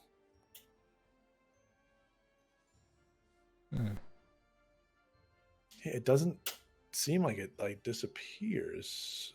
As an action, you can release the steed from your bond at any time, causing it to disappear. I think it just stays around until he tells it to peace. So it seems like, yeah. As long as that's okay with you. I mean, because also I guess technically you really shouldn't. It's not counted unless you allow it. So I'm gonna like give it to you. Like if you want to have it where it'll have a X period of time of duration to kind of modify the spell. That's okay with me. It also says it disappears if its hit points drop to 0. Yeah, so if it's attacked. So that's it. Yeah. Like either you tell it to go away or it dies. Otherwise, it's just there. Based on Roll20.net's definition. Yep. As long as that's okay with you, then I guess I'd have it out still, Bobby. Yeah, I'm okay with that. Oh, owl friend. The reason Cora asked if you got eyes on the 7 people is because she's trying to assess whether they're malicious or not. And so at this point in time, you saw the fire, but no one approached you. So it doesn't sound like they're tracking us or intent on harming us. They could just be some more travelers. I don't think we should alert the rest of the caravan until we think there's a threat. Yeah, I mean, Carlen, did you see if it like got the fire got extinguished, or did it like dim out as if like it was a campfire? It dimmed out. Okay. Yeah, I think that's what he said. Like it dimmed out as like time passed, like until sunrise. Largely possible that these are just other travelers. I don't think there's any reason to alarm the rest of our party until we think there's actually imminent danger. Yeah, I think I agree with that. I mean, there's no... If it would have been one thing if it suddenly went out, the bonfire or whatever it was, but since it like dimmed out, I think it was just a campfire, so I think we're fine. Okay. Um, I, I, I kind of want to talk to John and see like if there was any like particular reason he hired us, like if there's any reason he believes his party to be in danger, or if it was just like a precaution, you know? Oh, and meanwhile, Kind of. while she's doing this, can I like I guess after our meal or during our meal, I kind of like get up and look and can I like see if take a sneak peek in the goods like that we're traveling with, like if there's any like no stuff that might be a issue. Do it. Sure, you trying to do that stealthily, like Yes. without being noticed. Yeah. Okay. So I'm gonna need you to give me a stealth check. Okay. And I do have the so it already takes it out of me, like right the since I'm wearing the chainmail, it already takes my disadvantage out of the roll because it says +1 right now. So I'll roll it anyway. But yeah, so disadvantage is you roll twice and it takes the lower. The lower, yeah. It should say it on his character sheet though. Fuck. Should be a red. It rolled right. Yeah, it rolled it. Okay. Yeah. Yeah, so that's what the red D means on your character sheet. Yeah, so so it rolled it the first time, so that did its that is with its disadvantage. So you rolled a 3 and an 18, so your roll would be a 3 for that for your stealth check. Oh, I see. Oh, I got it. Now I understand. Yeah. And then the one that's in the like brackets is the chosen roll. Right. Gotcha. So you rolled a 3. I try to be stealthy, just like I'm throwing boxes everywhere. What the fuck is this shit? It happens. As you're looking through, yeah, it just seems to be goods through the first. Well, let's see. If out of the row of 4, if like 1 was the first one, which is the lead car, and 4 is the last one, which one are you looking at? I'm gonna look at the second one, because the fourth won't have anything good. The first one also might not have anything good. On the idea is that like people would normally attack the first car or the last car right away. So most likely there's gonna be stuff in the second or the third. So I'd look at the second one. As you look at the second one and you're going through it, yeah, you see what appears to be like farm goods, like different vegetables, foods, and whatnot. You see also some like wicker, like weaved items, like baskets. You see some textiles. It's a good mishmash of like just regular trade goods. But as you're going through all that, like all of a sudden you hear someone come up next to you. It's like, what do you think you're doing? And it's the driver of the second wagon. I'm just like, oh hey, I thought I dropped my ring in here, but apparently I'm just being dumb, because it's on my hand. I swear this doesn't happen all the time, but that's my bad. Sorry for opening. You got some nice baskets here, by the way. But yeah, sorry. Deception check. Deception check. So I really need to get rid of this disadvantage on my armor for stealth. Yeah. Really You have a +7 on deception, so That's good. as the driver looks at you, it's just like, yeah, you're not too bright, are you? It's like, yeah, you should get out of there. We're gonna get going soon. I have a worse reaction. Oh my god. All right, and Cora, you went to go talk to John McKinnon. Mm-hmm.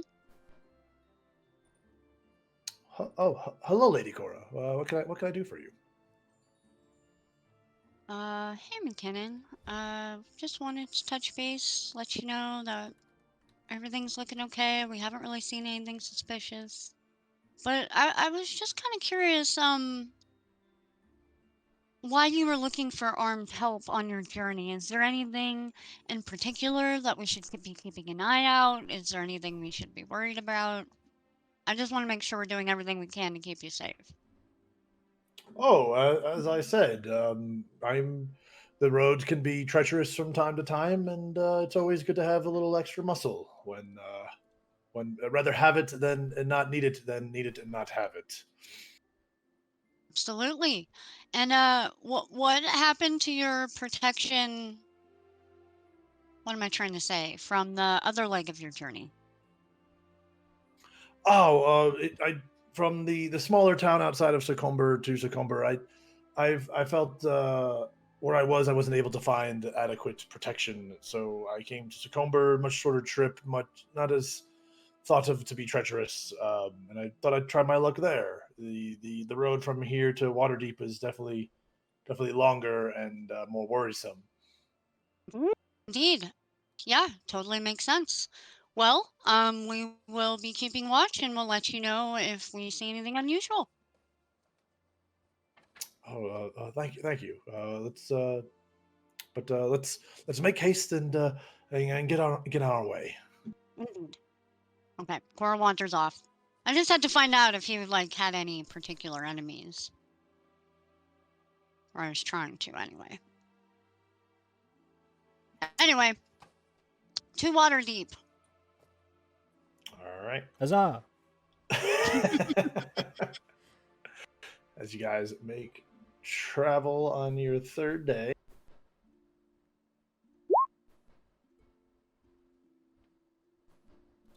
All right.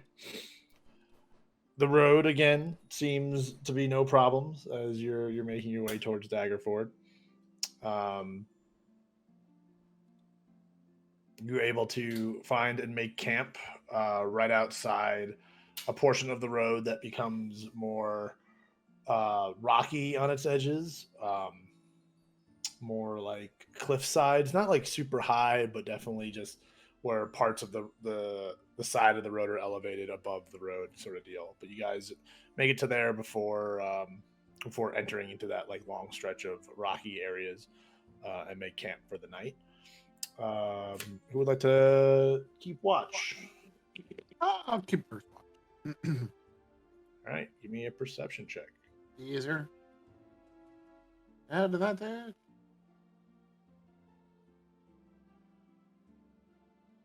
Uh, 14. Okay. It's a little cloudy overnight. The moon, not full at this time, peeks through the clouds every so often. You can hear some sounds of wildlife, some late night owls. You just hear them like hooing throughout the night. Maybe they're on a hunt of some sort. Other than that, seems to be quiet for your shift. I'll take second if nobody wants to. If we go into a second. If you guys would like to split it up that way. Yeah. Sure. All right. As Carlen comes to relieve, Carlen, give me a perception check through your shift.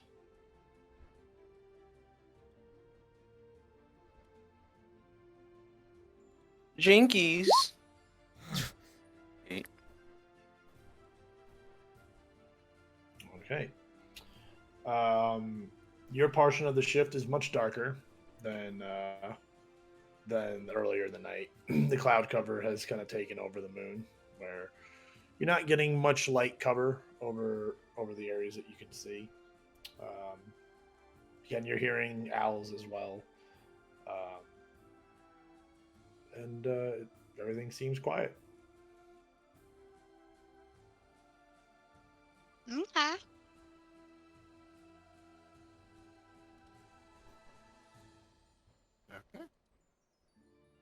Okay. All right. I'm just passed out, I guess. So. Start of your fourth day. Again, you guys are fed and everything and all that. Anything you want to do before the set off?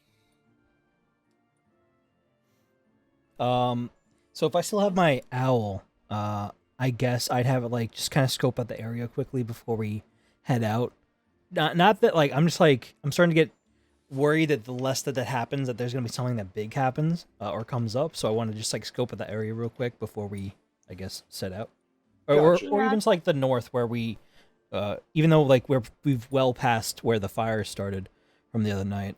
Maybe if I was just gonna say the owl is probably our best scouting option. Like, we'd have the best view. Are you going to ride? You gonna scout it yourself on the owl? Yeah, let's go. I'm gonna ride the owl.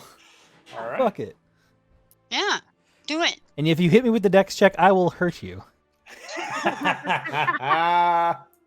You shouldn't have said anything. No, You shouldn't have said anything. You because just fuck yourself. because the nature of this spell and the way this animal companion is connected to you, you're okay with any sort of check on riding this thing right now. Okay, right now. Okay. So you're gonna take off to the north, you said. Yeah. Okay. Give me a perception check. 21. 21. Wow. Okay. As you're flying around, taking a look to try to see some things, you happen to notice in your just flying north. You're probably about like a mile out, just giving yourself like a nice little like berth from the caravan itself. You see what appears to be tracks of some kind, but from where you are, you can't tell what made the tracks, and you can't fully discern what direction they might be going. You see the way, like you see the angle of the tracks itself and like the flow of the track path that was left, but you can't discern whether like they're coming and going sort of deal. Right. To you see it's going from like the southwest to like northeast area, like direction. So kind of like at an angle like this. If you were flying just straight north and like just kind of looking down, you see like a little like path like going like that sort of angle. Okay. Give me like 2 seconds. I think I had like a knock on my door. I'll be right back. How dare they interrupt you while you're playing D&D? He's getting swatted. The end. And we never saw him again. If he's not streaming, I'm getting swatted. Oh no! Flashbang. Oh no. Does anyone else want to do anything with the caravan while you watched your paladin buddy get onto his flying owl, fly north? No, I'm just like here for the giant owl, man. No, I did the thing. I thought maybe if we were being followed, then McKinnon would know about it, but either he didn't know about it or he was playing dumb, but it was enough to quell my suspicions. Yeah, there's nothing else I really need to do right now. Yeah, same. Gotcha. Good. Eh? Yeah? I'm good. Sorry, I'm back. You're good. My parents needed help lighting the barbecue. All good. Oh. Well, they got it. They sorted it out themselves. They're like, oh, so you did this blast. How did you do this? I'm like, fire. Is it back to me, or you guys were in the middle of something? We were just saying there's nothing else we really have going on back at the camp. We're just excited to see your giant owl in action. Okay. So I see the tracks going southeast and like whatever. It's like on the map. Yeah. So I guess I would land as long as I don't see anything in the general area. I'd kind of land or go near the ground and then follow it up with a speak to animals if I can, and see if there's any animals in the area. Ideally, with the average intelligence higher than a B for last time I talked to that bird that just knew bread. Yeah, so if I could find something that's smarter that might actually know whatever, I'll do that. Or I'll just speak with the first animal I see, I guess. You can give me a investigation check to see if you can spot any animals. Because as you land, there's none in your immediate vicinity. I got a 4. Yeah, it might be the presence of your giant owl that had landed, but it seems that there's no nearby animals. Am I able to look at the tracks and discern the shape of the feet that made them? Because my idea would be that if the track is a little bit fatter towards one end of the individual feet, that means that's the like the toes of the feet. So the shorter end would be the heel. So I would get the idea where they're walking to and from. If you get what I mean. Gotcha. Yeah, give me another investigation check. Nat 20. Wow. Oh, and this guy. Yeah, you're able to discern that these are definitely like boot prints for sure. They They're what? Boot prints, like some sort of footwear, some sort of boot. Definitely of humanoid nature. Again, it just seems like a boot, so you can't tell. Like it's not like it's a feet print where you'd be like, oh, that's 5 toes, that's a human or something like Right. that. But yeah, it's a boot print. You're able to see that you're closer up to it in hell of an investigation roll. You can tell that it's moving towards the like rocky cluster that the caravan is heading into. Like at least that general area. Like it's heading towards essentially the same area you guys are going, but it is about a mile from the road. Okay. So I will take that information and fly back to the camp. And once I'm there, I would kind of gather our little group up of us 4, and I would talk to them. So I don't know if you want like that time passes or something. Gotcha. I also will say, because it's also a 20, you also see another like track mark that is, it's more of a straight groove, probably about 2 inches wide. That's also with these boot prints. Is it just one singular track, like that track, or 2? No, it you see it looks like 2 that are spread apart, as well as kind of offset. Like there's another. So technically, in total, it seems from what you're discerning, it could be 4 different lines, or these grooves that are about 2 inches wide. There's the same. All each of the grooves are about the same thickness. All still seem to be like traveling perpendicular with or parallel with the footsteps. Right.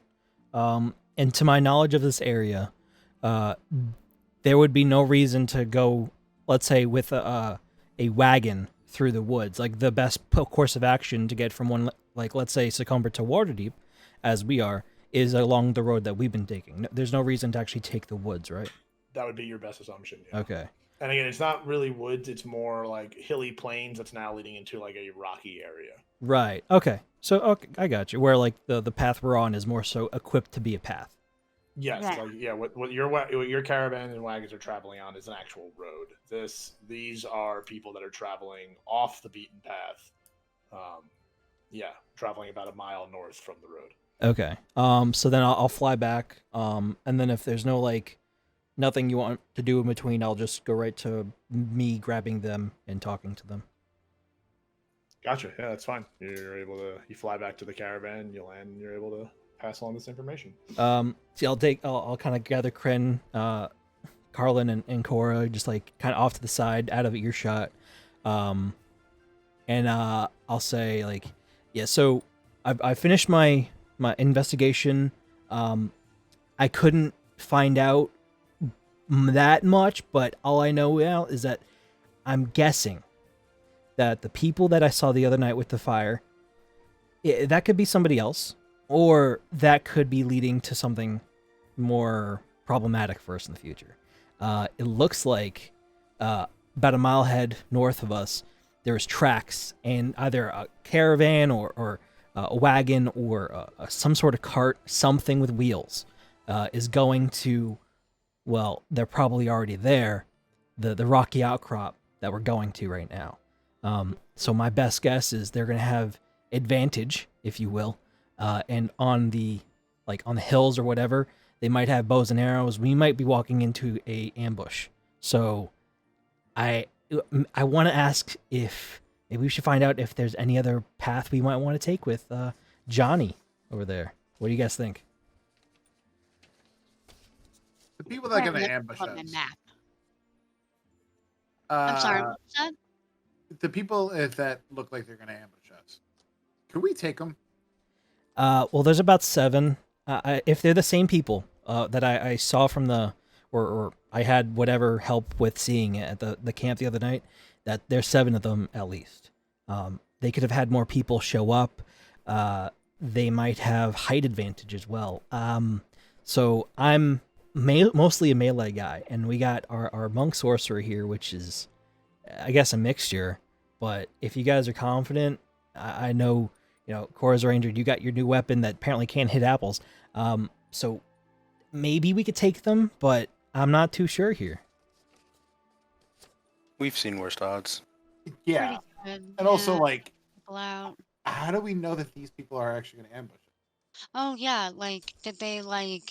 How do we know that they're seem just not people like malicious? us going to the? Well, here's the thing: if they Wars. have a wagon or something, why are they taking the hilly and whatever when we have a perfectly fine road here? Plus, Maybe if live they there. Maybe they're idiots. yeah, Yeah. true, but I mean, also like, if they saw us last night as we're traveling, and why would they have gone? I mean, it could be me reaching here, but if they ran ahead of us, because I didn't see them, I saw their tracks, so they're already going to that location. Why would they going to somewhere that we're gonna go through? And if they wouldn't have already gone there, why wouldn't they have just taken the road? Why are they going to the same place? Maybe they live there. I guess, but I mean, No, I'm playing devil's advocate on purpose. No, Like, oh, yeah. I don't know. There are legitimate reasons they could be here. oh, I understand completely. It's just I rather not get an arrow in my leg or anything. I believe. well, hey, if you do, Or He you wants to stay an adventurer, you know. Yeah. Yeah. I get it. I don't think it's gonna be that big of a deal. I think I think we just continue on. Like if they ambush us, we just kill them. All right. I mean, so then my thought is that maybe we kind of take the first one, right? The first caravan, perhaps, or first wagon, and take the stuff out, put it in, try to spread it among the other wagons if possible, and hide in that one, and send that one for. I'm trying to like see if we can, if it's an ambush, but then we don't have anybody guarding the. Oh man, this is gonna suck. As you guys are No, guys, gathered and talking, you hear John. Hey guys, everything okay? We wanna get moving. Is there a problem? Imagine we were leaving this whole time. Yeah. Like we didn't necessarily stop. Oh, Well, I don't you think we've guys started had- yet. You didn't even start Oh. yet because while you guys were eating, he flew off on his owl to okay. scout, and then he came back to you guys. At the Okay, camp. thank you for clarifying. Okay. I legitimately think that Cren, this is on it you. would be- You, if you want to make a decision, I got your back. If you, whatever you want to do. If you're confident, you tell them straight ahead. That's all you gotta do. Brian's face is so good. I'm like, Why me? I did what now? Yeah, McKinnon has just addressed you guys, asking if there seems to be a problem. There's no problem. Rico, we're just discussing some arrangements we have to make. Okay, so Brian is running out of gas. Like I'm. Gotcha. No, we're gonna end it. We're hitting our 3-hour mark. Yeah. But Cren, I guess we're. I don't think we're that worried. Did the people that you saw? Did they actually look formidable? Like, did they have any staffs, or were they just all swords? Basically, I didn't actually physically saw them. I had my owl. I kind of point to my owl. He saw them as he was like flying over. It was more silhouettes, so it could be nothing. You might be right. I'm just a worrywart here. And, I'm kind of confident. I'm down to mingle, to dance, to fight the dirty tango, but I'm just letting you know it's not just us here. I Yeah. appreciate your cautious attitude because my other friends here tend to just rush into things, so it's good to have some balance.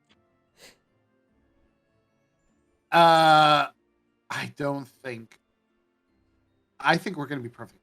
There's other people in the woods. They might be just another crew that's kind of like us. That is also being wary wards, and they're trying to go through the. If they're trying to ambush us, why do they ambush us at night? And while we're asleep. You got a point. So, And then I'll kind of I'll just say to Cren yeah, you got a point. And then I'll talk. I'll kind of just make a because I'm guessing Johnny's still looking at us. Yeah, he's still like, we go, guys? we're gonna go. Could you go back on your owl and see if there's any bottlenecks that's gonna because that's probably going to be an option in places that they're going to ambush. Yeah. Actually, how Bobby, can I discern as a character how far the rocky outcrop is from where we are currently? You guys are literally right outside before walking this rocky outcrop. So again, the river is still mostly on your left. It's starting to swing more south and away from you guys, but you guys camped out right before you see this rock formation starting to build up on the north side of the road. Right. So as it's starting to become more elevated. On the map, right? Yeah. And I'm clicking. Are we here? Or yeah, you're essentially right over there. Yeah. Okay. So then, yeah. I'll kind of talk to you. Yeah, nothing's wrong. I'm just gonna head on mine to Owl now, and I'm gonna fly that way. Kind of like flying in the air, I'll just kind of start randomly spewing stuff until he kind of gets bored of our conversation. It's okay, yeah, sure. Gotcha. Yeah. So I guess scout ahead. If you see anything, come back to us. All right. Cool. Yeah. I think we're good to just continue on. Okay, cool. As the caravan sets off and your paladin friend takes to the air and is scouting at stuff, you can see that there are different parts of the road where that rocky outcropping that's formed goes up and down, lowers. There are definitely different pinch points for sure at this. As you're looking at it, you're definitely looking at it this, if there was going to be an ambush, this could totally be a spot for one. Yeah. Give me one more perception check as you're flying around. Okay. 13. Okay.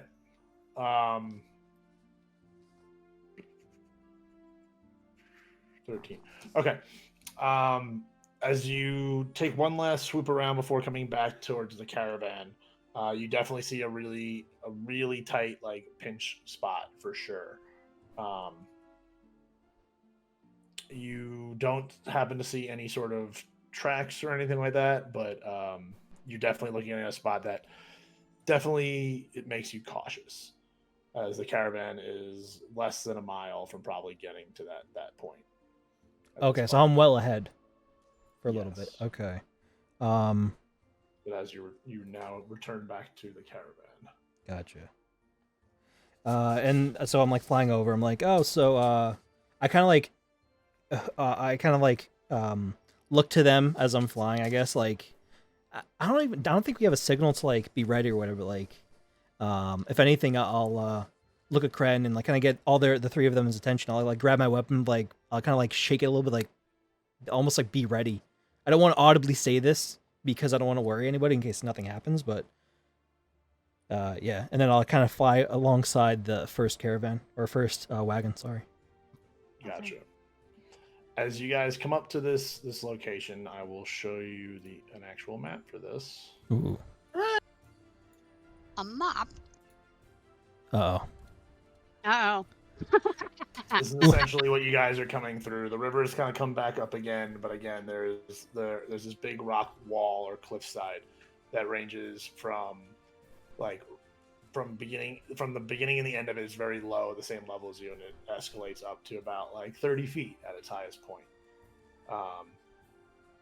You guys are well aware and well alert, as especially more Elevar, since he's been manning this whole scouting project of it all. You hear things on either end. I ready my first gun and get it. Gotcha. We hear things coming from the ridge. Oh, he said either. Yeah. Mostly from the back of the ridge at this point, where you're well aware, so you're not caught off guard by this. But a wagon comes sliding down from this map's perspective, this side of the map. Okay. To block us off, I guess, or block our road. Correct. As bam, this wagon kind of gets in the middle of the road here, as it's being somewhat pushed and just kind of letting free flowing going by two men here and another one that hops out the front of the wagon. There. Anything in front of us? As you guys look at that, you look in front and you hear a voice of a very bolsterous man coming off the ridge three other men that come down from the ridge and block the front of the road. As another man who's a little higher up elevated, probably about like, I'm gonna put him just in view so you guys can see him, but he's up on the ridge, like over here. He's standing on top of it. Okay. Yeah, as he's poking out from the top of this rock that's sitting there. Sorry. Wait, why are we? I didn't. All right, so we're off the wagons. This is just, you guys are just dropped here. Like, you can put yourself how you. I built the map, I didn't know where you guys are going to be when I made this map, so I just threw you here. So you put yourselves how you want. Gotcha. Where's this guy's description? Here it is. The very bolsterous man standing on the ridge. The rest of the guys look very just different sorts of leathers, and they got some like metal plating on them as well. All kind of wearing the same sort of uniform or just outfit. But this one guy, the one guy who's doing all the talking or being the loudest, he appears to be a knight, just cast in black armor. And on the breastplate of the black armor are 3 red triangles right on the breastplate. He also is carrying quite a large flail. That's it's this big black handle, like 2-handed sort of handle, big, thick black, like almost like onyx looking chain, like the certain light hits it, gets a nice shimmer off it, and this big just flail head that appears to have some sort of like cage looking thing in the center of it. This guy? So he's up front. The guy in the silver, I guess. This guy up here on the ridge. Okay. Oh, I see. Okay. So, all right, is Carlen and everybody, are they still on the wagons? Like, or did they get on? Well, Cora is. I was. I can move Carlen actually. Yeah. Oh, weird. I basically, so we were already traveling, right? We didn't stop. Correct. Right? As you guys were moving into this ravine, like the second the last cart cleared the back end, the wagon came down, and these other 4 men up front presented themselves. Okay. And they're just, all right. I tell the guy that's driving, just like, full force, go, and I fire at the first guy that's in front. I'm ramming these guys. Like, all right, there's no wagons in front of us. Just fucking gun it. Run into him. Yeah, full force. Okay. And I'm aiming for the first guy. With my gun. Okay, go for it. Okay.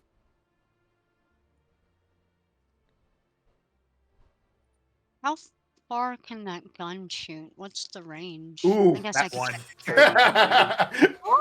That one.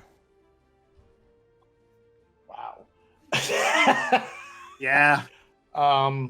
Roll That damage. happened. I'm gonna. Oh, is this? Is it gonna? Bobby, please don't destroy my gun. Oh, that's gonna suck.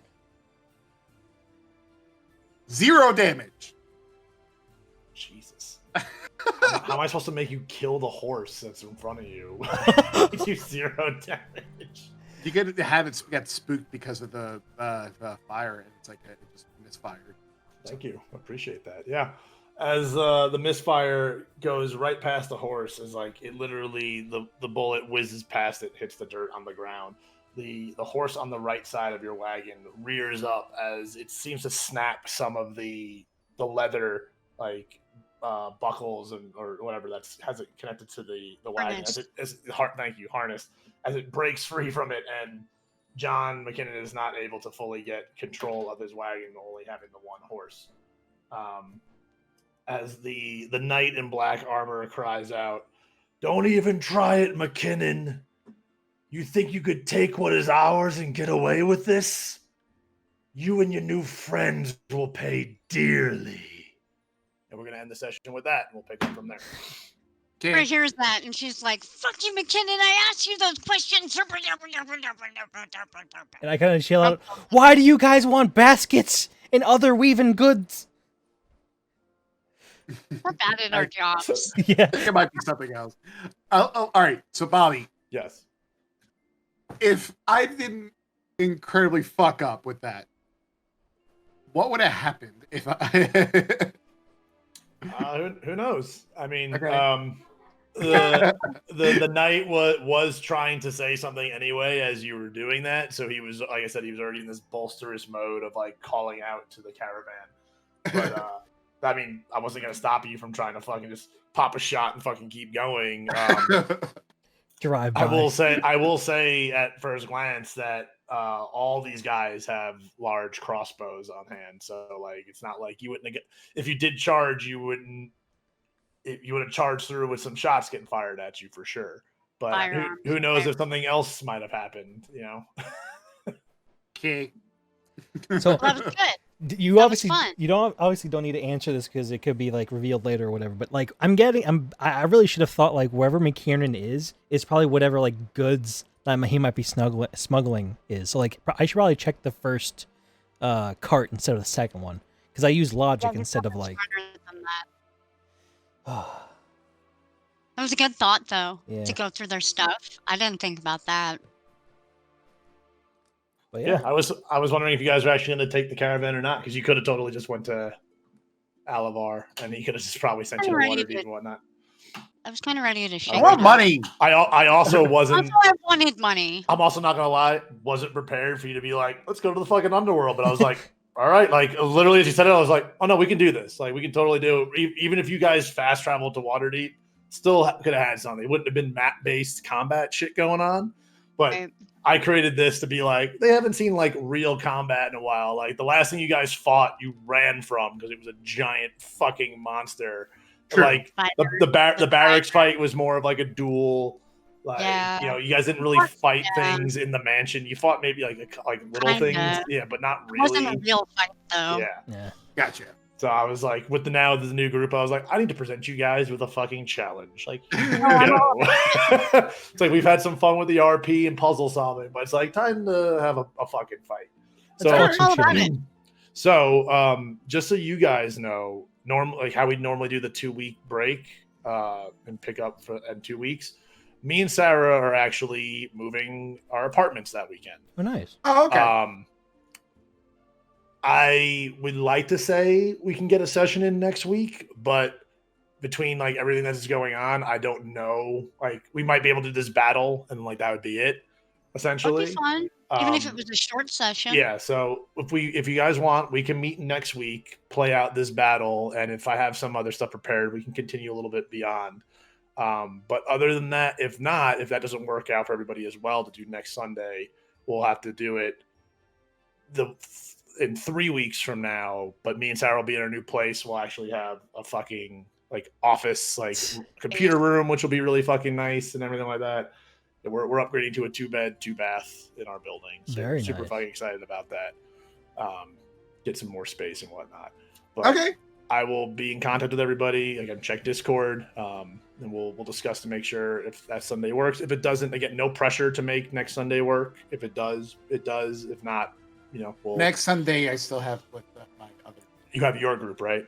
Oh, okay. Yeah. So again, like, if we work something else out on a different day or something like that, we can do that. But again, I'm not pushing for us to try to play next week. So Gotcha. but Okay. again, we'll all communicate and we'll talk about it and whatnot, and we'll go on from there. But we will pick up from essentially you guys going into initiative with this. Gotcha.